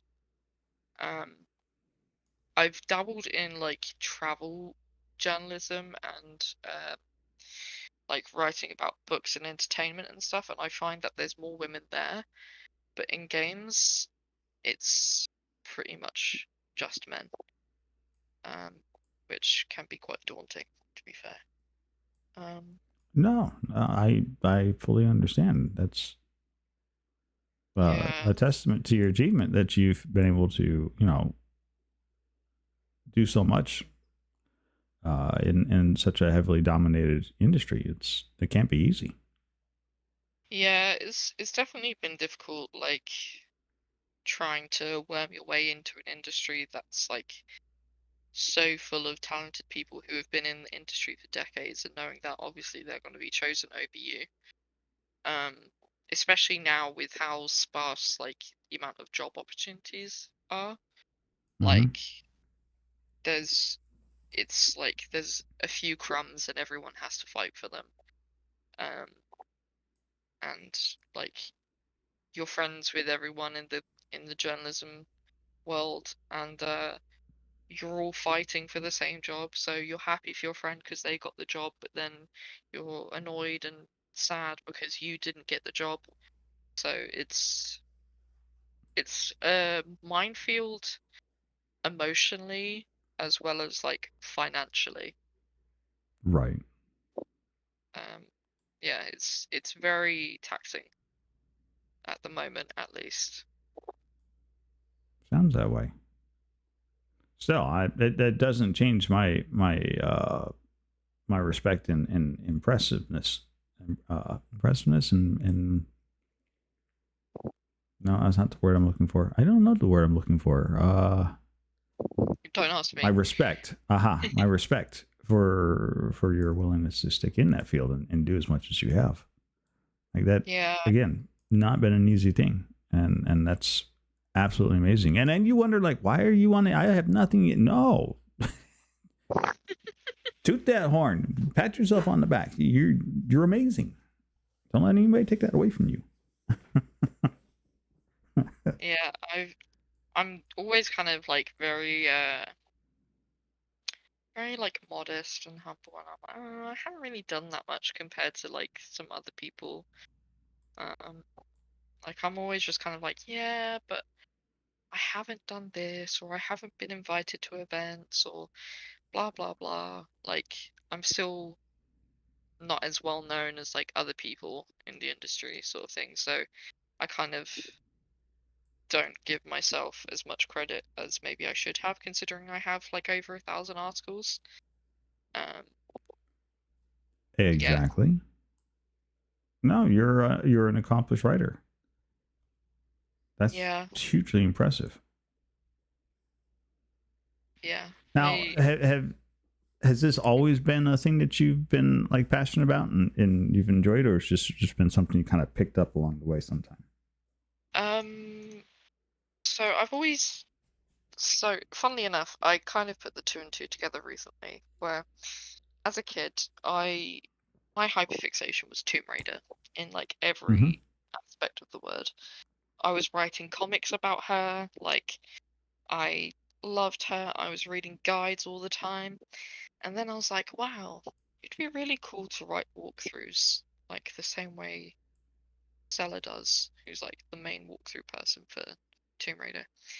And yeah, I kind of realized like recently, I was like, wow, it's gone full circle where I was like, as a kid, I wanted to do that, and now I'm doing it for my job.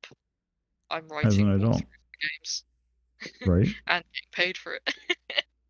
So it's like I was like, oh my God, I did the it. dawning the dawning Yeah, kicks in, like, oh, I actually achieved the thing I set out to do, right? yeah, like unintentionally.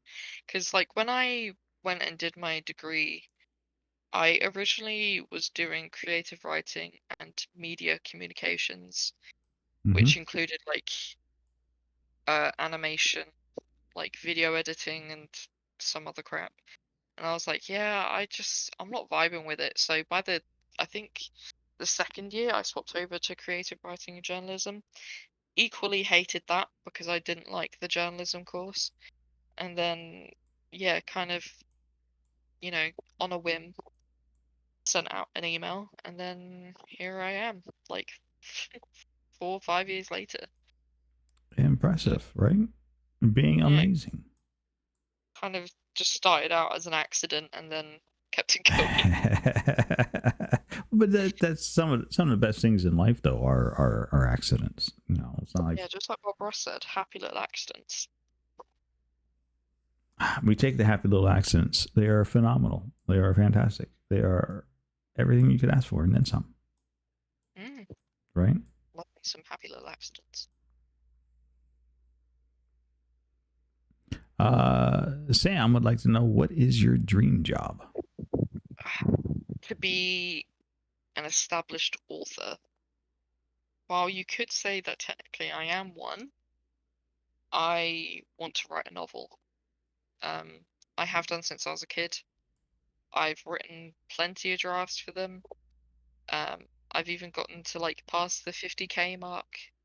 Um, and then like I lose momentum and I stop.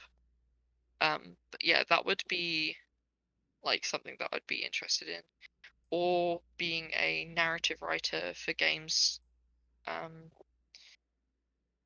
yeah, or like QA.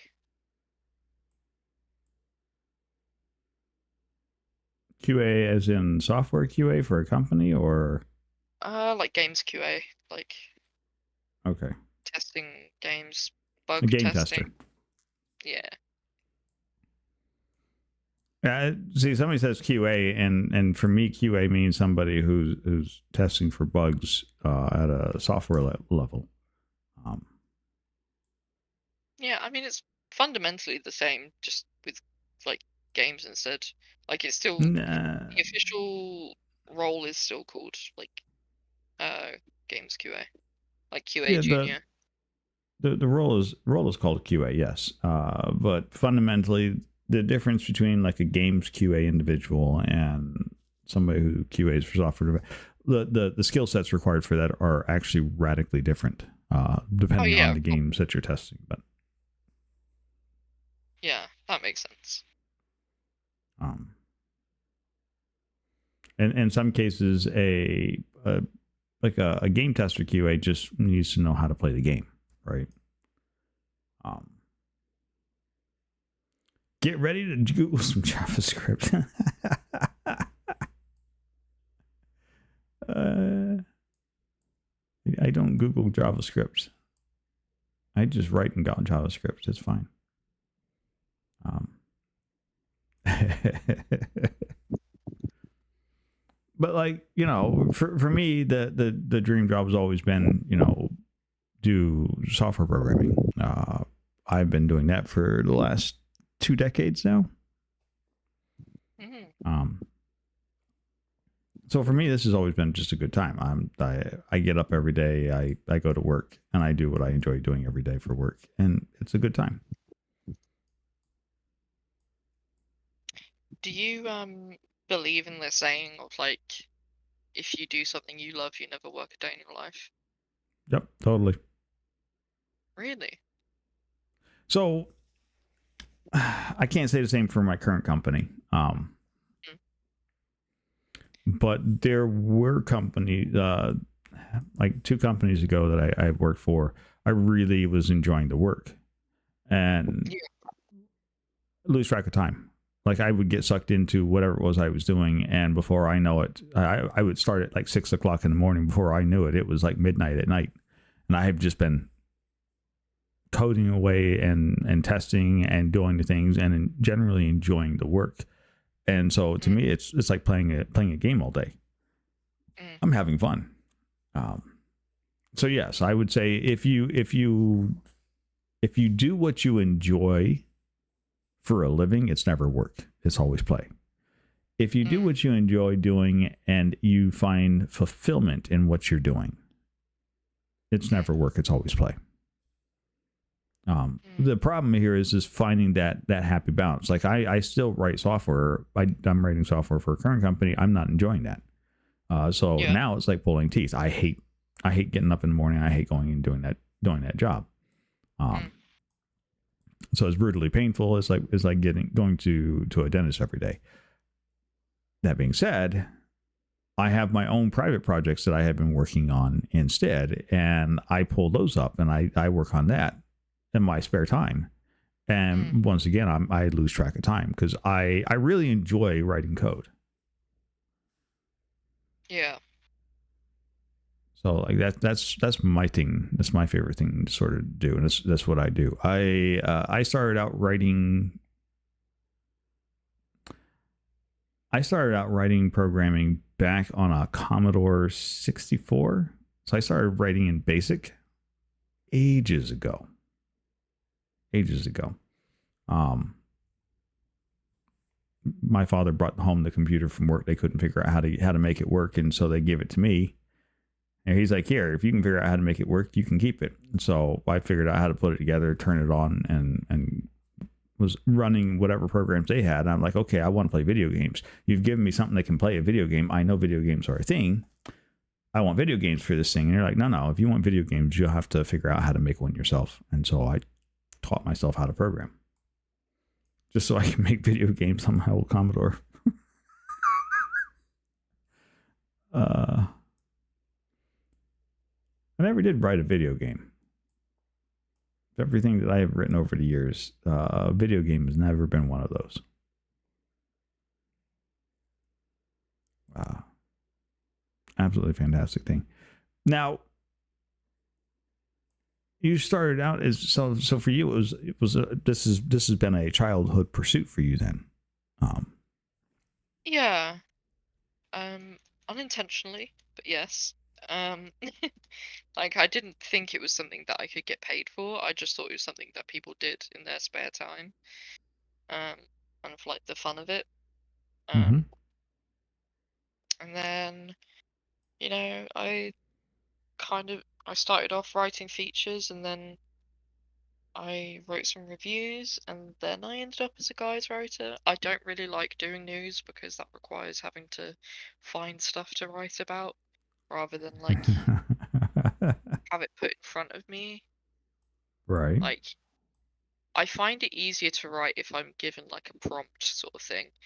I think that's Mm-hmm. why guides writing and like features and reviews have always been easier to me because um like the idea is already there. I just have to string words together until it makes sense. Whereas with news, you have to find the thing, you have to write potentially about things that you have no clue about, and you're expected to do it like fast. And speed isn't really my uh Oh yeah, forte. speed would be. I don't like doing things fast. Yeah, if I think if it's you're like going to do a job and do it proper, like you should take your time. yeah, it's like recently I was trying to write for this entertainment team at a site, and they were like, "We want you to write an extensive 15 item listicle in under 2 hours of a topic of our choosing for free." No. Yeah, no, If piss you off. if you want me to write a sample for you so you can see if I'm good enough to work for your company, you are going to pay me for it. I don't care how big or small you are. You are paying me for it. I'm not working for free, so you can then use this work that I've essentially given you on a silver platter, and then you can post it online and act as if you did something when actually it was me. Yeah, I can't say as I blame you on that one. The hell with that. Yeah. And it's happened before where they've done that, and it's like, Yeah, no, oh, freelance, exactly right. Sam's got that right. Freelance does not mean free work. exactly. That's This a is load of bollocks. a very common thing with a certain big company that I won't name here because I may potentially have to work for them. So, I'm not trying to burn all my bridges. Oh, hang on. We're getting rated. Hello, Raiders! Welcome in Bates Blogs and Company. Hello! Like one of the only sound effect things that we have that is turned on our Talk Tuesday is our raid alerts and whatnot. It's fine, I can do your like sound effects for you. It's fine. What? Bates Blogs, thank you for the raid. Thank you for bringing your fabulous community in. You guys are just in time. We are having an absolutely fascinating and engrossing conversation with our special guest this evening, Miss Saint Sunflower, aka Sunflower. Fabulous Dark Souls game journalist extraordinaire and doer of amazing articles. Prominently, I think she said she's like done over 1,000 of them already. I have. Holy indeed. cow! Right? I have. Prolific yeah, writer. Crazy to me that I've done that many. Amazing. It's also a little bit disgusting that I've done that many. I'm like, how have I done so much? It's fantastic. I feel like I've done that much. It's fantastic. Yeah. For the most part, it has been, apart from like the amount of ones that are about Roblox. 900 of them have been Roblox.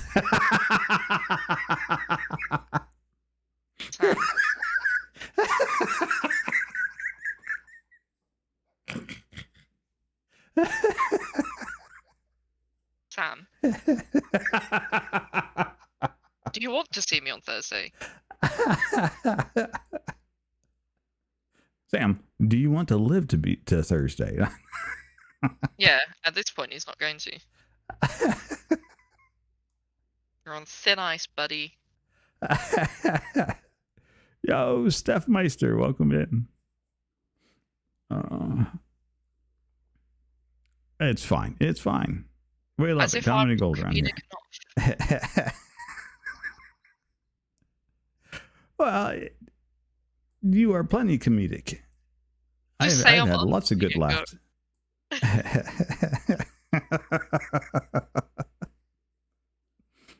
Now, I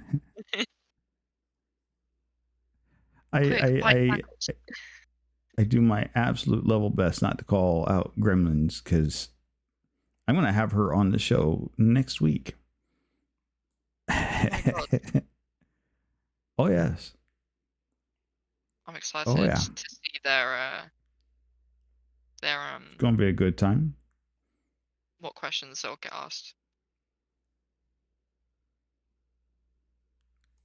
Oh, I to be certain, I suspect there will be an entire 15 segment on her preferences to small cylindrical small spheroids that need regular checkups.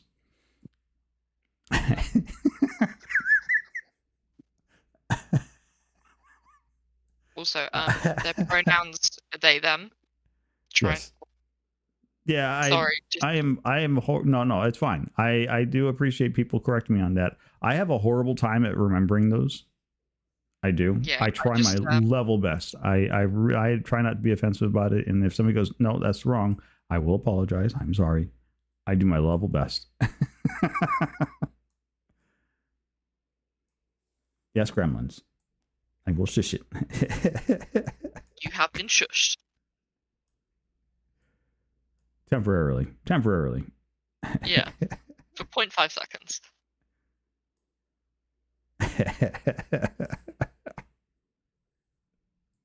It's fine. It's amazing. It's, I have met since, so that's a curiosity. Where do you get, when, as you're streaming, you're having fun and whatnot, do you look to other streamers for inspiration? Like, if you had to, like, oh yeah, I totally dig like Gremlins vibe, and so I try to model some of the things I do after Gremlins, that sort of thing. Did you have like a specific streamer that you follow, or the vibe on your channel is just that's all natural, that is pure sunflower energy? That's a difficult one because there's definitely been times when I'm like, yeah, I kind of want to have like the energy and the vibe that this person has. Wow. Okay. I feel called out.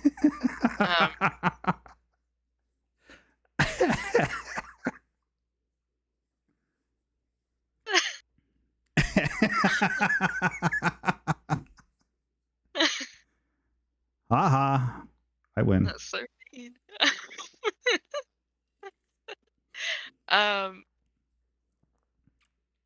Yeah, when it comes to like inspiration for things, I think for the most part, when it comes to inspiration, I've only really taken inspiration for emotes, and like rough outlines for a raid message. So, my friend T and Toasty, he has like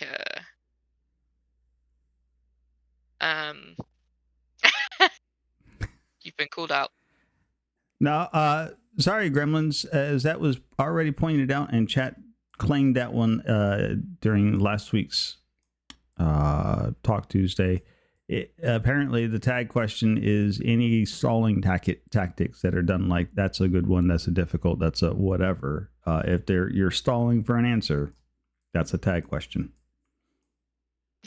So, but yeah, Teen Toasty had like I think their raid message was like, out of the kettle, boiler brew, the breadcrumbs are here for you, or something like that. So right. that's kind of where I got my peekaboo, the sunflowers are here for you kind of thing. That's fantastic. Not sure if he knows that I'm stealing from him.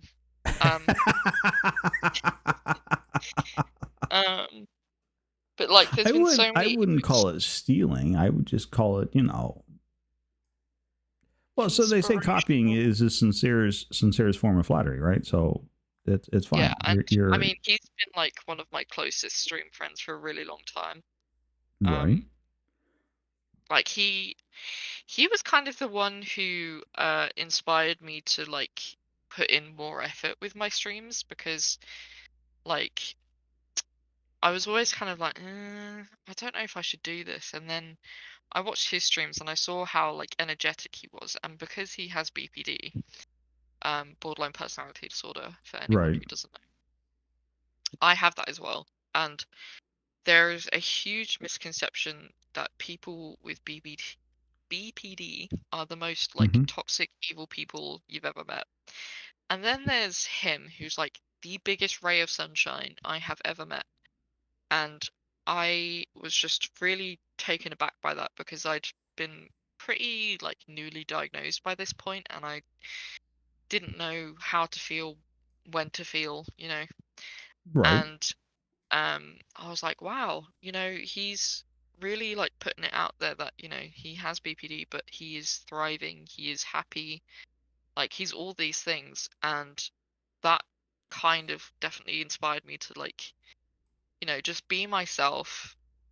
Like, if people find out I've got BPD, whatever, like if they don't want to associate with me just because of that, then that's their problem. That's exactly their problem, and that's their misfortune too, because they're missing out on a truly magical experience. So yeah, like I obviously have my faults, and when my BPD is bad, it is bad. But like, it's not like that's something I you know publicize really. I do try to be a very open book when it comes to my disabilities because there's so much stigma around them as it is that Mm-hmm. it's like, I want to be able to say, oh yeah, I've got diabetes, but you know, although I have type 2, it's not because I'm fat, it's because it's genetic. Like, it isn't always just down to diet. It's so much more than that. Um, because there's so much misinformation about like pretty much all my disabilities.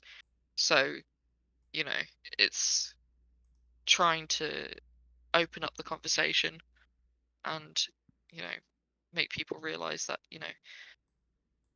although I may be crippled, I don't always come across as crippled. Right. Um, it's why I stream in my bed predominantly, like 90% of the time, is because I find desk chairs really uncomfortable. Um, I've tried adding padding, I've tried having like special cushions, all sorts, Mm-hmm. and they always make my sciatica flare up. Oh, And that's my not good. my legs lock after I've been sat in them. So a lot of the time I do stream from my bed. Um, but if they have a problem with it, then I don't know what they want me to do about it unless they're gonna fund me like a magical chair. Like, They got a problem with it. They just need to push on and go bother somebody else. It's just being yeah, rude. like there's also so I have tics as well. Not like, Mm-hmm. the swearing ones and stuff like that. Um, but like motor tics. I do sometimes have like vocal ones when it's really bad. I don't know where they come from. I don't know if it's Tourette's. I don't know if it's anxiety or what. That's something that is yet to be discovered, I'm sure.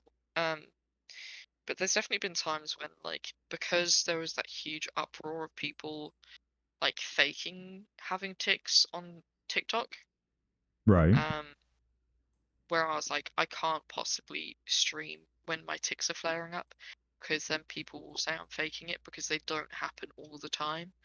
Like, I can go weeks without having them or months, and then they come back and they're really severe, or like they only happen when I'm doing certain things. So that's also been a thing where I'm like, I can't stream because of having tics, because I don't want people to either say I'm faking it or like, be like weirded out or disgusted.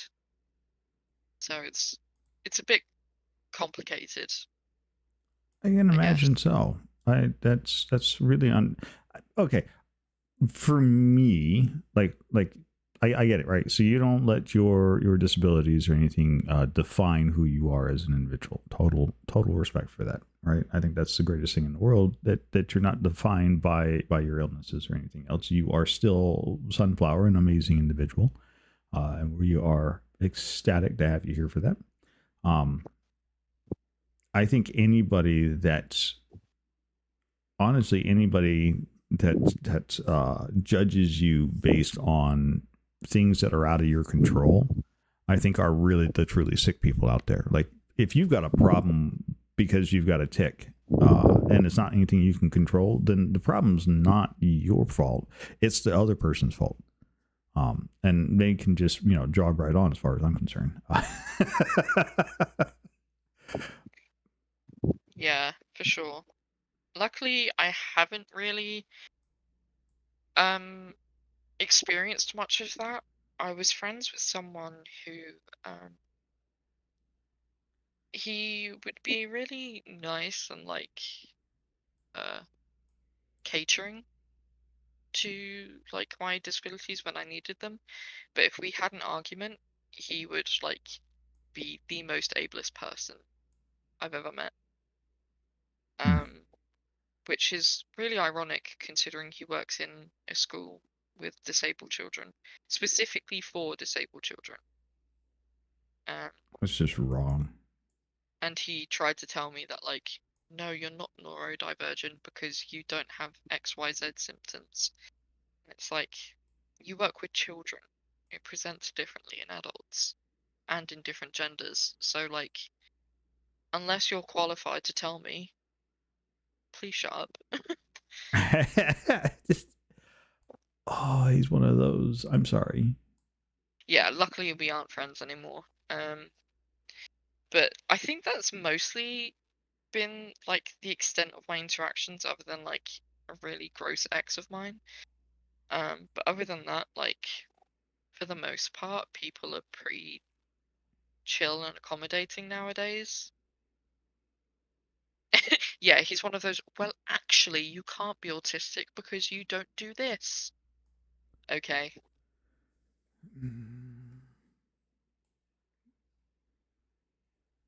Yeah. I, people like that kind of drive me a little nuts just because I actually have a shirt. I got a t-shirt and I'm not wearing it, and I would have to go look at it. But it said something to the fact that, people who think they know everything drive those of us crazy who do, Yeah. or drive those of us who actually do crazy, or something to that effect. It's one of those, and they actually did a report on it years ago. The really smart people are the ones that realize that they don't know everything, and so they'll be the Yeah. first ones to tell you that no, we're not really smart, and they're the ones that don't take a lot of chances because you already know the end results of that operation is going to happen, right? So we tend to hesitate a little bit more, and then they say, people that are ignorant of what consequences are going to happen and what things happen based on certain choices because they don't know anything, but think they actually do know more than what they do, are usually the ones that cause like the biggest issues because Yeah. they'll make the mistakes that the smart people are like, no, don't do that. That's bad. Don't push the big red button that launches the nuclear warhead that will start World War III. Don't do that. Yeah. It's Yeah. just things And like that. And I just, go ahead. I think even the smartest people in the world are, people who say, you know, I learn something every day.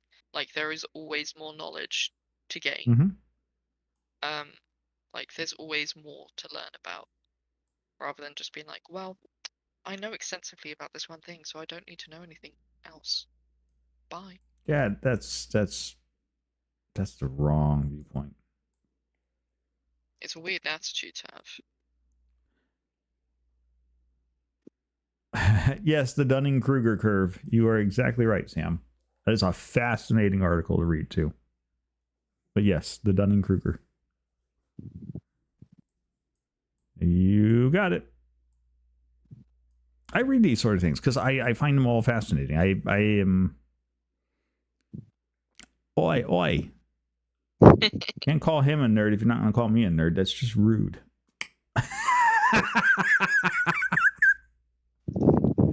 But it's things like this that we read and study because we don't know as a race, as a group of individuals and people, as a populace as a whole. We don't know everything there is to know.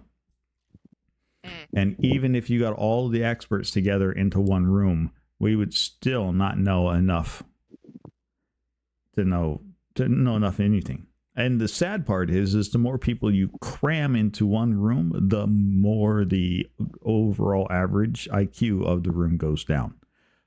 Such that when your party has more than, I think numbers like 30 or 40 people in the group, you are now officially as dumb as the dumbest person in the group. And like intelligence falls off quick when you get herd mentality into the whole process. It's kind of an interesting study on that one too when I was reading that. I read a lot of interesting studies. I like anthropology. I like tracking human behaviors and whatnot because it's really interesting to see directions. Fashions is another really cool one. This is all very circular. Almost everything we do as a species is very circular in nature. Don't like something? Just wait. It'll change. Just sit Yeah, tight. I've had that basically said to me about food. Um, people, I have a lot of like sensory issues with food, but people have been like, if you force yourself to eat something Mhm. like for a week, you will like it by the end of the week. And it's like, that Uh, sounds like the worst thing I could possibly do. Why would I do that? why? Why would you torture yourself that way? Like, how does that make sense? It sounds like the worst thing you could possibly ask me to do. You don't like something, so here, just force it on yourself for a week. Solid. That'll change your mind. No, in fact, in a week, I'm still going to be like, I don't like that. It's like, I like banana in a smoothie. I don't like eating banana because it's stringy. Okay, Like, that's impressive. You would be only the second person that I know that doesn't like a banana, yeah, and I the find same with that's oranges. with what? Oranges. Huh?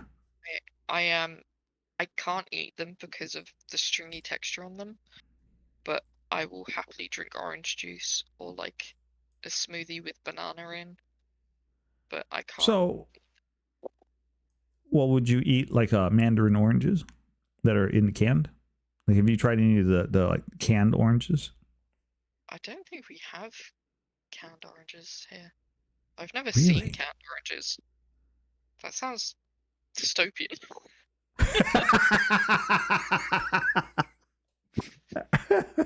Well, no, it's like, so for me, I can go down to the grocery store and we have canned food aisles, and in the canned food aisles, I can go get who makes them? I think Del Monte makes them.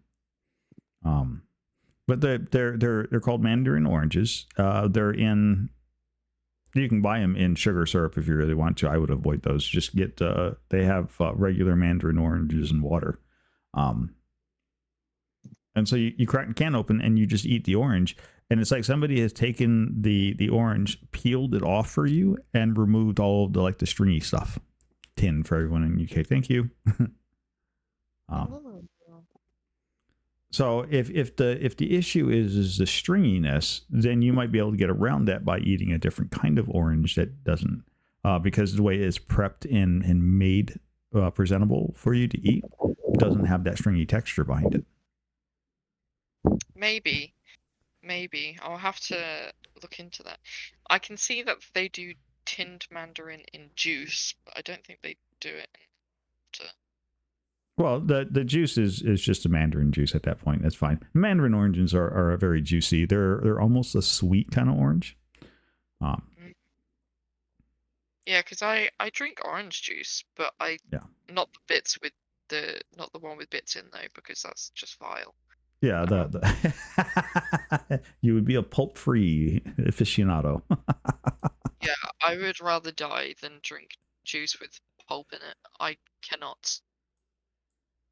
Horrendous, honestly. Yeah, Honestly, I that's don't like the smell of orange. So, um, amazing. Sam says I have the nose of a bloodhound because I can smell things even if they're like not in the house, sort of thing. Like, I don't know how to explain it, but No, basically, I that's have a strong sense of smell. Um, and if he's eating an orange and I'm down, I'm upstairs with the door closed and he's downstairs with the door closed, I can message him like, "Are you eating an orange?" And he'll say yes, just finished it. And I'll be like, "Great, that's disgusting. Thanks." that is amazing. Yeah, like Shale's the same way. My yeah, drinks should not have texture in them. yeah. I don't want So textured drinks. okay, so do you do milkshakes? I do. I mean, oat milk because I'm lactose intolerant. But yes, Well, yeah, but okay, it's same thing, right? It's just frozen milk that's technically a drink with texture. oh, the way you say that makes me uncomfortable.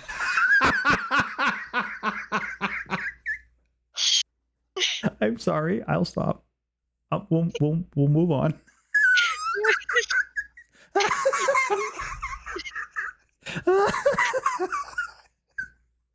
You said it, and it's like you. It Is- just made it sound is- like the milk has pulp. I'm just so unhappy. I'm sorry.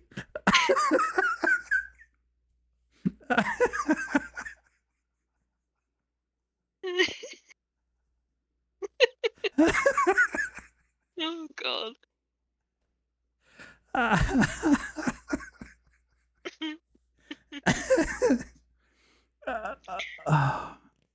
God. What a day Okay. to have these. I don't like tea. Tea makes me physically, vilely nauseous. Um, Oh, okay. and I have been told, people are like, oh well, if you don't like, that's fine. You don't have to like tea, but you should try chai tea. No, you've said the word tea. I'm done. Yeah, Like I chai. can't get that past Chai my is just the word for tea, so you're technically saying tea. yeah man. But yeah, chai, I would say, is different because it's like spices more than anything else. I like a chai latte. That is good. You might like it as a latte if you're like a coffee. No, no. So I'm a solid coffee drinker. The Okay, cool. problem is the minute you hand me a drink and you say it's tea, the back of my throat closes up. Done. You just automatically associate it. Yeah, okay, I get it. I can't get past that word. You say it's some kind of tea, I'm done. I'm kind of I can't drink it. I just can't. Oh, and same with coriander actually, because coriander tastes like soap. I love coriander. I can't We call have it it. cilantro, but it's it tastes fantastic. like soap to me. Like you've just poured like washing up liquid into my mouth. Well, okay. To be fair, it can if you have too much. A little bit is fantastic. A lot is yeah. I'm just eating Dawn dish soap or something. Yeah, I have the gene that makes it taste like soap. Yeah, I am very anti-coriander in this house. Team coriander, yes, right. I grew up eating this stuff. Like that was part of a daily diet for us. That Makes it sound like doesn't. you like punching it like a giraffe. So I grew up in I'm Hispanic by birth, and we spent a number of years in Puerto Rico, as well as up and down the east coast of the U.S. And my father really likes Puerto Rican cooking, and so my mother had to learn how to make that. And so the big thing that we eat an awful lot of is hi Bell is coriander. Yeah, it's in everything that we eat. So it was just something I got used to. Like I really like South American food and like Latin food, but having to be like, oh, can you remove this, this, and this? Because I don't like beans. I don't like coriander. There's something else that's like a really commonplace thing that I don't like.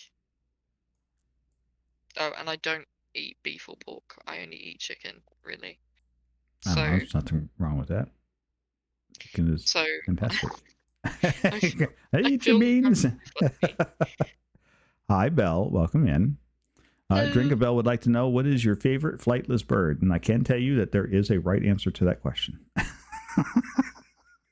Tell me why I'm having to look up flightless birds, because I'm like... Oh, actually, I do really like kiwis. They are adorable.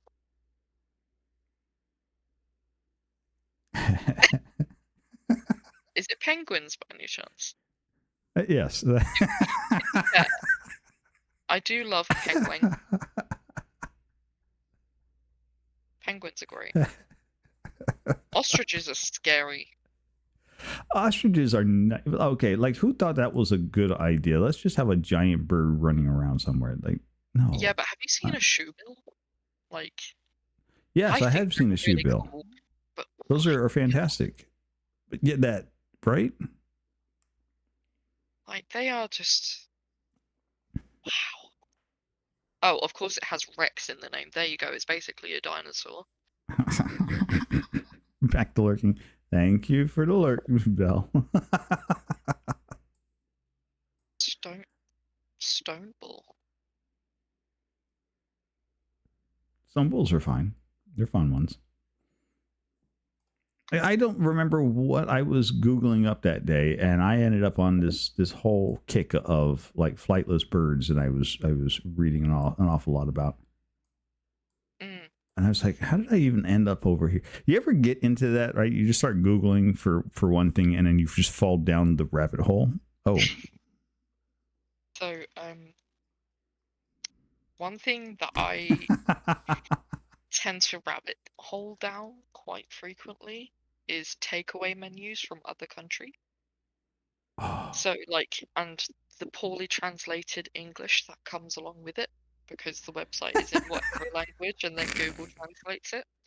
And I can sit there till 4 in the morning laughing to myself about the fact that they've called it like leg and bun or something. Like I really do have a little bit of a special brain. It's fantastic. Probably tossed at a wall as a kid or something.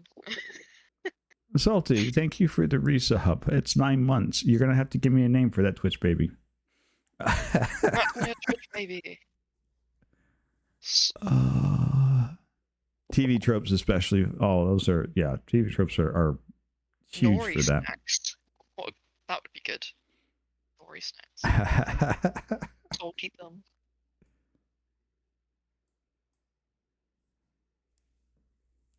So, what has been your latest Google rabbit hole that you've been down? Oh God, I'm gonna have to look through my history and see if there's anything interesting. Is it history that you're ashamed of? Like, you've got a death pact worked out with somebody. If I die, go delete my internet history. Hurry! I don't think I have anything that crazy, to be honest. I mean, even though, like, when my sister asks to use my laptop or something, I'm like, what if she finds, like, I don't know, my secret 500 gigabyte folder of porn? Even though I don't have that. Oh, there we go. I found a rabbit hole. There's this site called I Heart Guts, which oh no, is where you can get organ plushies, and they do everything you can think of, from your prostate to your clitoris to your lungs to even a penis neck pillow with a foreskin pocket. I no. So yeah, that was my rabbit hole. That is fantastic. Yeah, it's and they're so cheap as well. It's like £17 for one.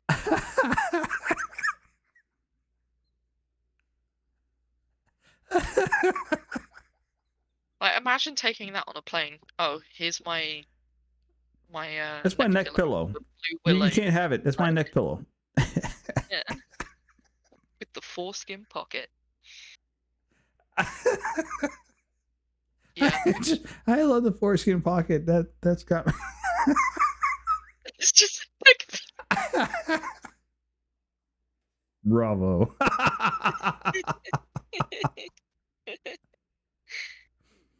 Officer, I swear it's just a neck penis. It's my pillow. Yeah, it's something. Wow. But yeah, I want to get one for my brother because he's type 1 diabetic, so I wanted to get him a pancreas. Thought it'd be funny. I see. Yeah, I realized I probably should have led with pancreas rather than saying I wanted to get my brother one. Because it sounds like I wanted to get him the penis pocket. I mean, honestly, you told me about this website. I want the website. Honestly, I want the website just so that I can start sending anus pillows to people I don't like. Like, here's an asshole for an asshole. So good.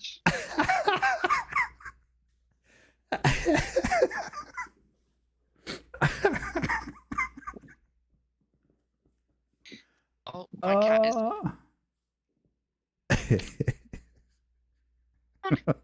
Sorry. I shouldn't be allowed to know things like this. If you hear rustling, it's my cat is trying to nuzzle things. It's fine. Oh. I promise I'm not going to notice it one bit. Should get a brain for people who don't have one. Like, here, I bought you one. Use it. See, I always, Sam, I'd always heard that opinions are like assholes, and everyone's got one. And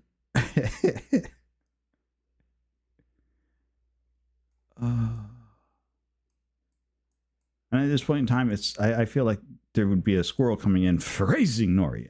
What? I think I nailed that phrase exactly right. Squirrel would like to know, what is your preference, keyboard and mouse or controller? Controller. I was a console kid growing up. And because I'm left-handed, I can't use like the WASD. So I have to change everything over to the right side of the keyboard. So I play with the directional keys, right shift, like right control for like crouching and running. So it means that often if I'm playing mouse and keyboard on games, I have to let go of the mouse or the directional keys in order to like open my inventory or something. So I will say controller, but I also hate the faff of plugging in a controller because I'm that lazy. That's interesting. I find I like a controller for certain game styles. Like Elden Ring, absolutely will play controller on that. That game controls better and easier and feels more natural with the controller in hand than mouse and keyboard. Yeah, my friend completed it on mouse and keyboard, and I'm scared by her, to be honest. Like, what do you mean? It's not normal.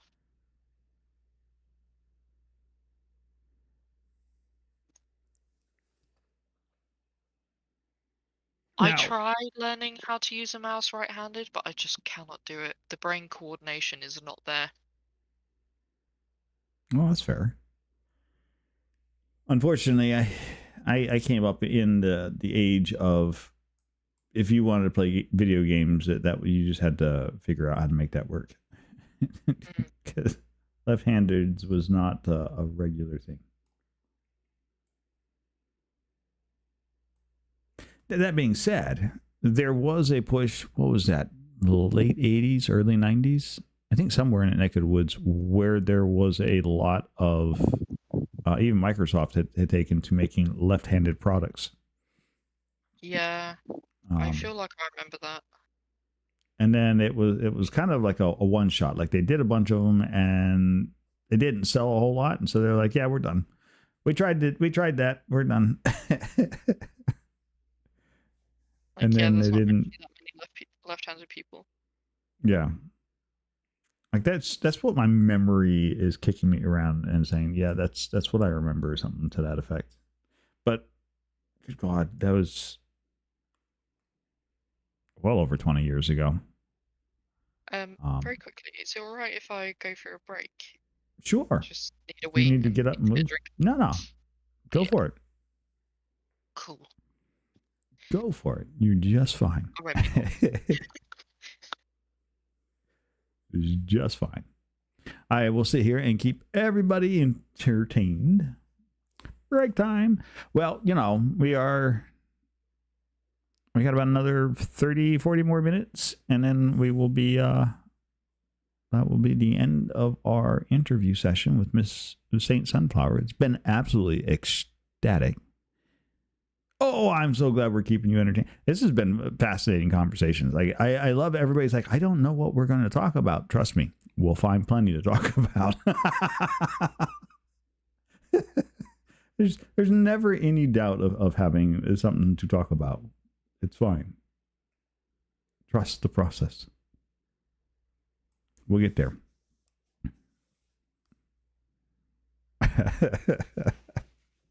Sweet gremlins, right? So for those of you that are here hanging out and enjoying this interview, I will remind you that, we can do this right here. Aha, because I can.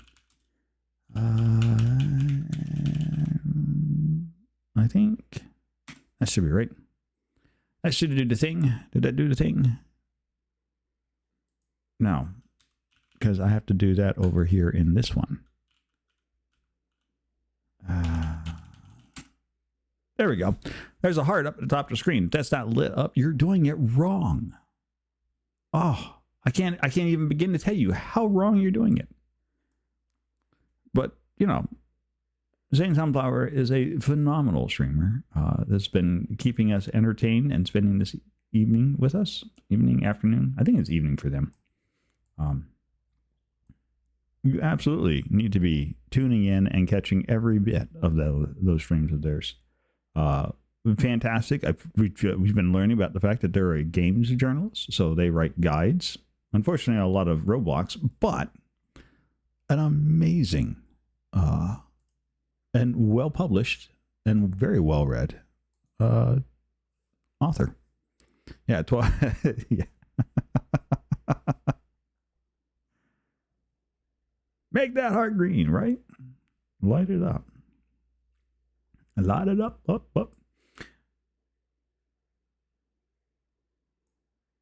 But yeah, next week we will have Miss Gremlin's Hobble in here for next week, so that's going to be fun. We know that she's been ecstatic for her own turn on the interview. But I mean, we have such a tremendous, scroll down like that. We're booked all the way through September now. We have got some amazing guest stars coming up for you guys. Not the least including the one we currently have with us right now. Has been absolutely phenomenal. I've been having a fantastic time. And you guys don't want to miss a moment of it. But yeah, next week's we have Gremlins. We're going to have a Tropical Raven, TJC, DM Cerberus. What? Like, we've got a whole laundry list of people that are coming up. Absolutely phenomenal. Absolutely phenomenal. So many friends, right? And, if you know somebody who you would like to know more about, or you think that needs to be interviewed and showed up on a Talk Tuesday, tell them about Talk Tuesday. Talk Tuesday is by volunteer. All they have to do is say, hey, I want to be on the show. And we'll put them on here. We're ready to go. We have such a delightful time around here, and you guys are the ones that make it an amazing experience. And I have absolutely been enjoying every last one of these Talk Tuesdays. And I hope you guys have been too. That being said, welcome back, Grandma Sunflower. Wrong person. Wrong person. Yeah, I was talking about next week's with Gremlins. Yes, I'm excited for that. Yeah, I was excited for tonight. What are you talking about? Next week's is good. Don't get me wrong, but tonight is now. We end up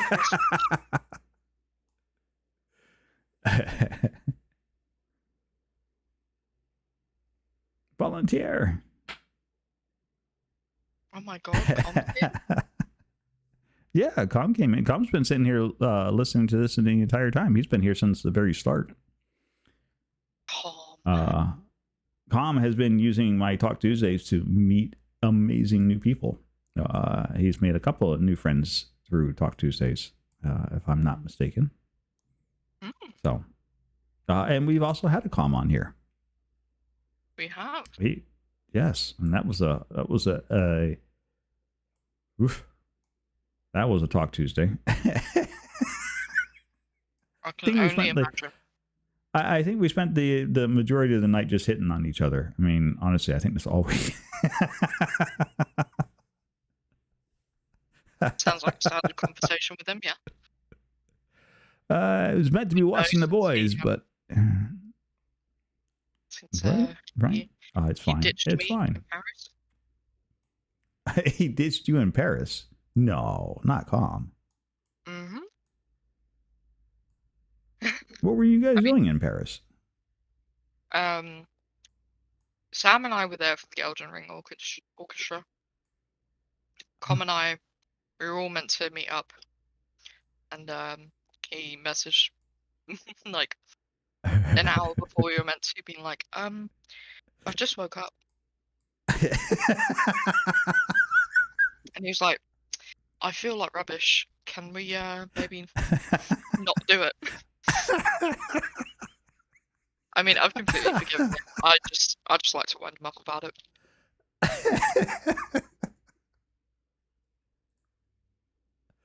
It's such a good time. Don't exist. I'm sorry. What are friends for if not to wind them up on occasions, right? As someone who has been bullied pretty much like my entire life, yes. Welcome. Welcome to the dark side.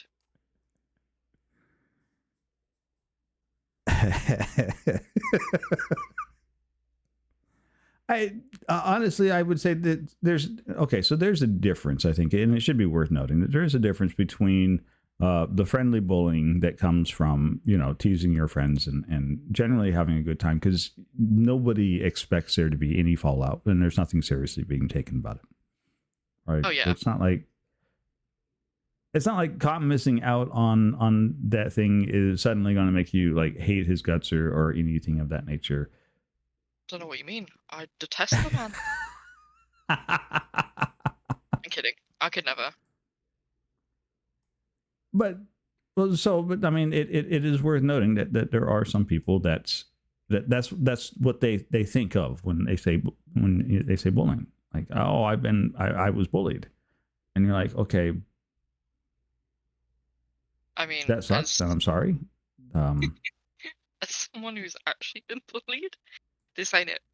I do jokingly say that Sam bullies me all the time. Don't cry. Don't cry. Don't cry. Piss boy. No, I'm kidding. It's fine. It's fine. It's fine. I promise. I said I wouldn't cry.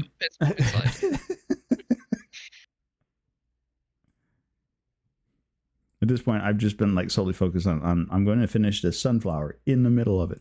If I do nothing more on this puzzle. I've just been playing my little train game in the background. It's fine. Because the puzzle keeps disconnecting me. So I can't make any progress. I've been trying and it's like, no. I'm like, okay. That's why you've probably seen my name end up with like a new number every time, because it keeps kicking me out. I turned the score off, so it's not even visible up on the screen because I don't care about the score. All the score. Yeah. The sad part is the score just counts whoever connects the piece into the landmark. So like this whole sunflower in the middle, we could have done that off the map, connected the whole thing, and whoever drug it onto the map and dropped it gets the score for it. I don't care about the score. Okay. Yeah, I mean, I can't imagine garbage. Competitive jigsaw puzzles. Oh, mine. You'd be surprised. I can't believe that I thought Gremlins said ribbing for your pleasure, and then I was like, wait, Gremlins wouldn't say something like that.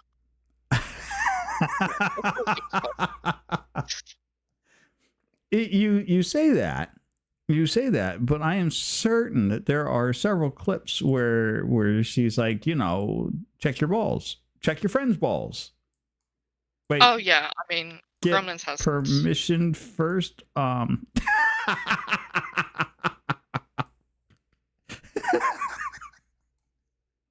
Gremlins is being pulled out right now. They've been pulled to the front of the class. Give them a little love tap. The balls, yeah. Well, Got a and Com has a huge he's got a huge man crush on Love and Fury. Call me 2 Scoops, yeah. I'm still not over the 2 Scoops story. I don't think I can ever recover from that. Coming too soon.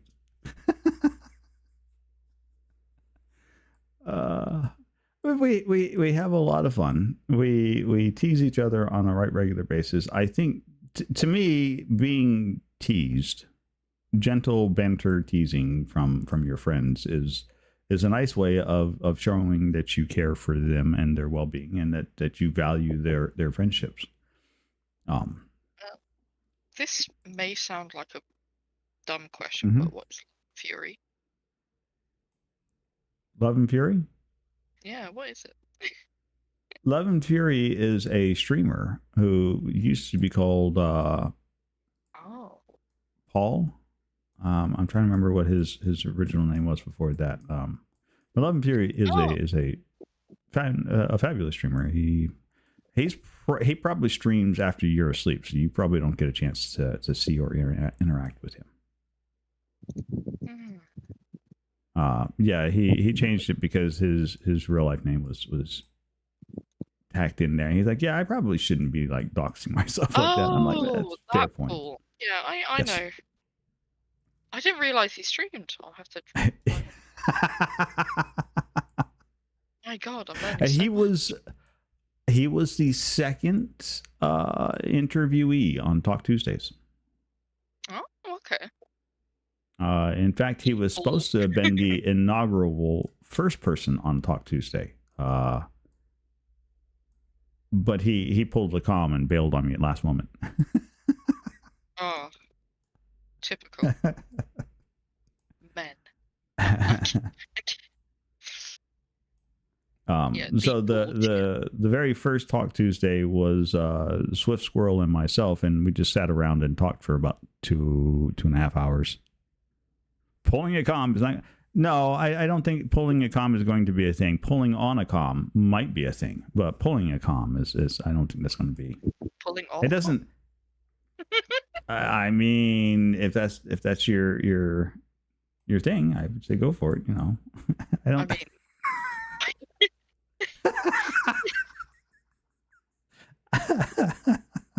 Sam is probably watching this absolutely horrified. It's fine. It's fine. It could very easily be asleep. Yeah, he says he doesn't easily still be asleep. But well, that's all right. We're actually in the last rows of our evening, so I heard the damning words.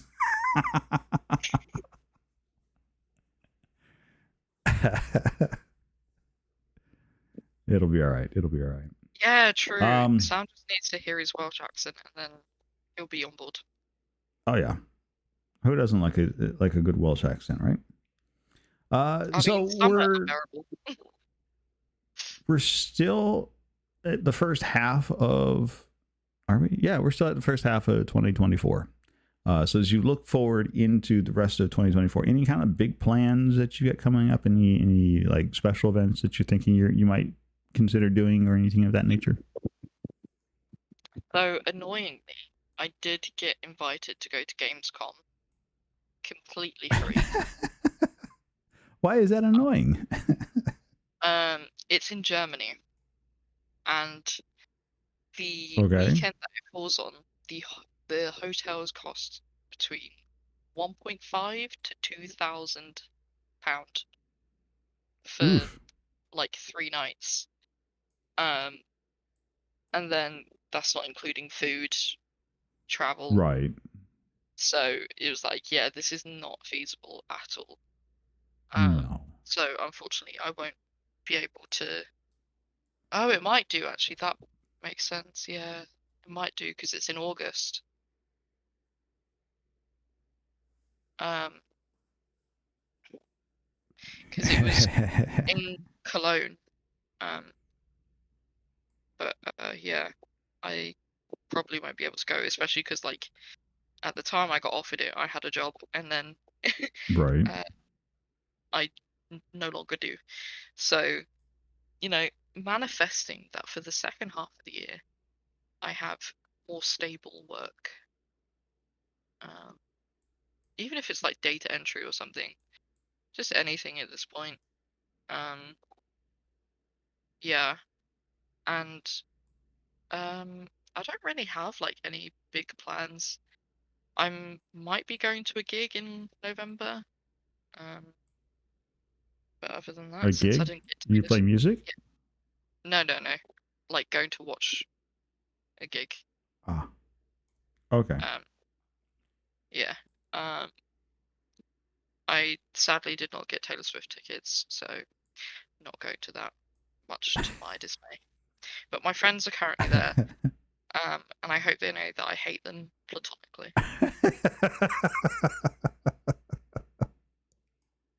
Um, but yeah, I don't really have any plans. Just survive the summer because my God, I hate summer. Um, like it's just too Is hot. it? It's the heat. Okay. Yeah, because I'm on antidepressants, it makes me more intolerant to the heat, and then having Right. diabetes makes it really awkward as well. So No, I can it's see just that. like a bundle of complication.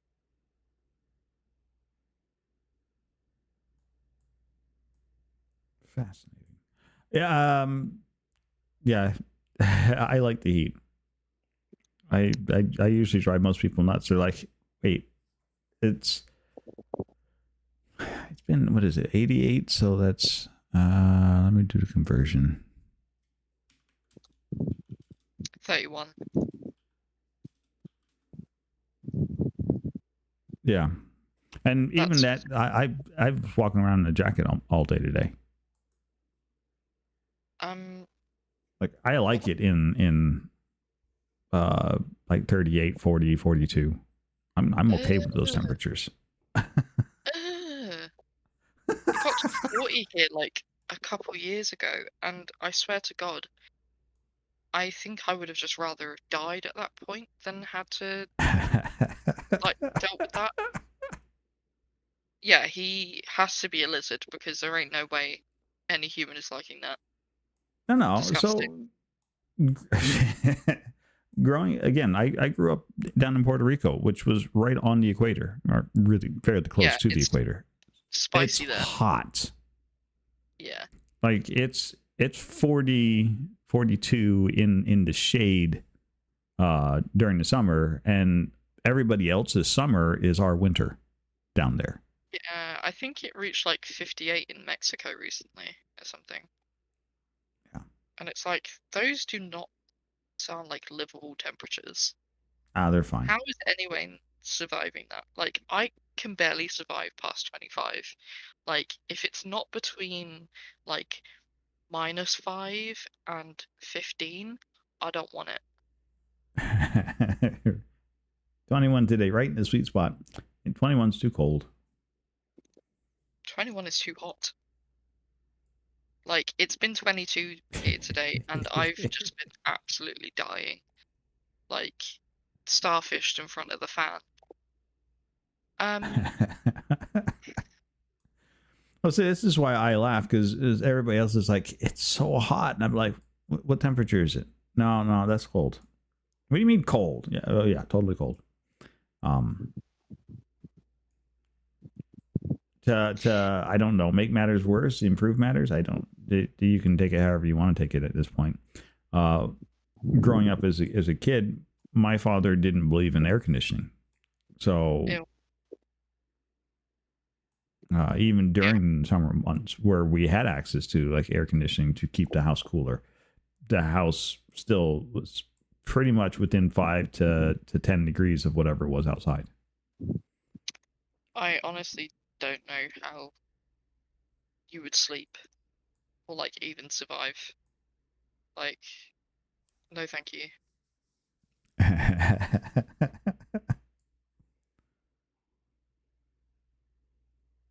Yeah, I mean, people always bang on to British people about like, oh, it only reaches 26. It's not that hot, and it's like we don't have aircon. Our houses are meant to keep the heat in. So Mm-hmm. until you experience a British summer, do not speak to me ever again about, well, it reaches 40 over here in Texas. I don't care. Like, no amount of fans is keeping us cool. Luckily, my family have invested in portable air conditioning machines, which cost like a couple of hundred. Right. But yeah, it's really expensive, but also a great investment. Like they have been life changing, That's honestly. fantastic. What is my cat doing? She's making so I don't much know. noise. I wanna just hear her like little pads. Hey, Swifty, she's got a void kitty. Yeah. She's There's facing another away from me. fellow void kitty persona. She's facing away from me on the chair and she looks so moody about it. She looks like a sad child. Can you vacuum the puzzle? I don't know. I mean, technically, Gremlins, this puzzle will stay here and held in this state as long as you've got that link. You can come back here and finish this up whenever you feel like it. Like it doesn't have to be like this is mostly here to give people something to do and look at. I mean, that's honestly that's the picture that we're driving to is a sunflower. But I felt it was appropriate. And I felt it was so appropriate that I had picked this one up long before I even got here to this point today. Because I went looking, I'm like, I should have a flower for this one. Oh look, I'd already pinned this one. So there we go. It's fantastic, right? So last question for the evening, and it's another one of these golden oldies that we ask everybody. If you had to go back and give either yourself or somebody looking to get started streaming a piece of advice that you feel would be like, oh, if only I had known that when I was getting started, what would that be? Don't attempt to stream for money. You will not make the money you think you will by streaming.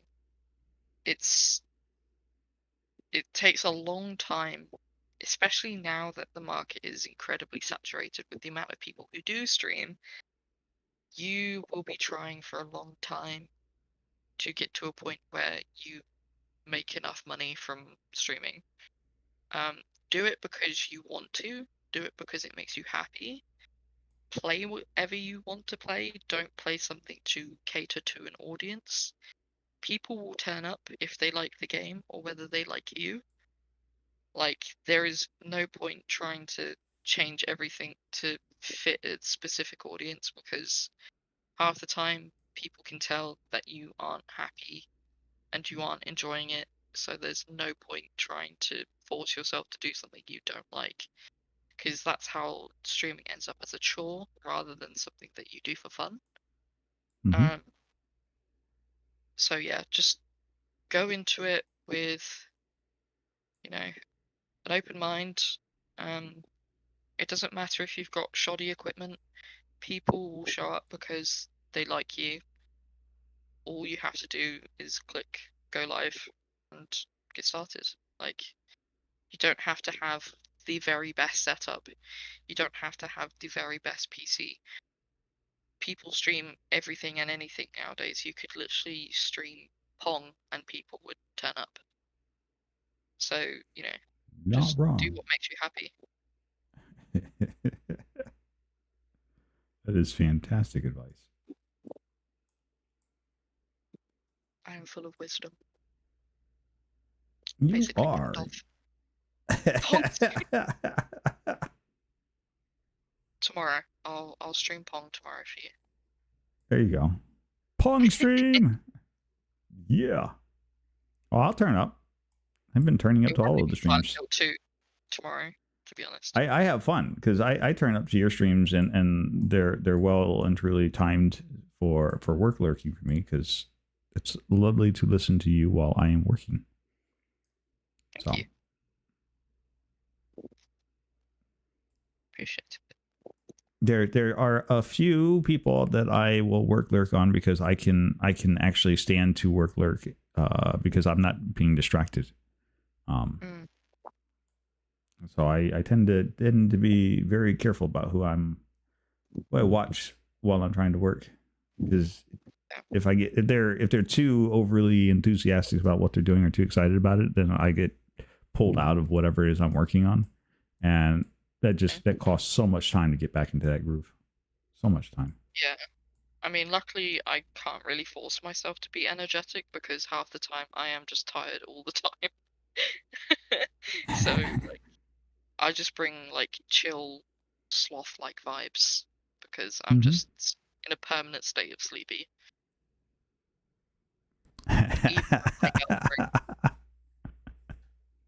That's right. You need somebody with a good balance. Oh, it's fantastic. This has been a fantastic and lovely evening. Thank you for spending it with me. I really appreciate your time this evening.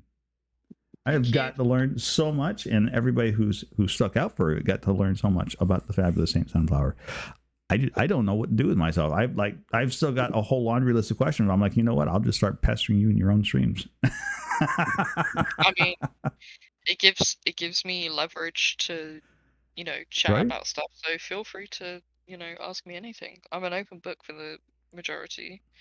So, you know, I'll can confirm. 10 out of 10 would always recommend. Last point of business. We have a fantastic collection of amazing people, and you get to pick where we're taking them to go talk about Talk Tuesday and all of the fantastic and wonderful things that we have learned about you this evening. Ooh, okay. I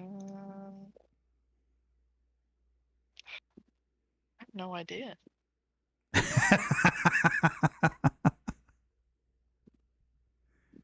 Like, literally, like half the people I'm looking at are all like playing Elden Ring. Well,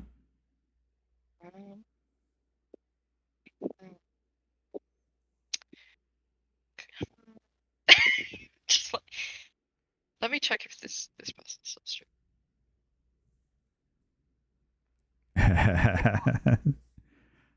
I don't go running off just yet. We still have that final piece of business to take care of. But yes, thank you all for coming out. I hope everybody's had a good time with these. I mean, these have been just absolutely fantastic and fun. And you said you weren't going to have anything to talk about. I know. I do tend to go on a tangent.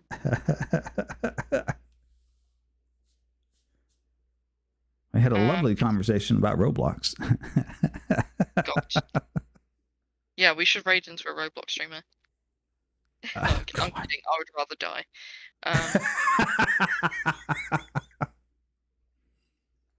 I sent you someone who we could potentially raid. Judemet? Yeah, I did.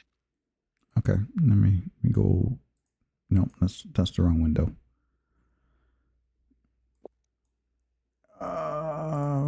There's my Discord window. I'm like, where is?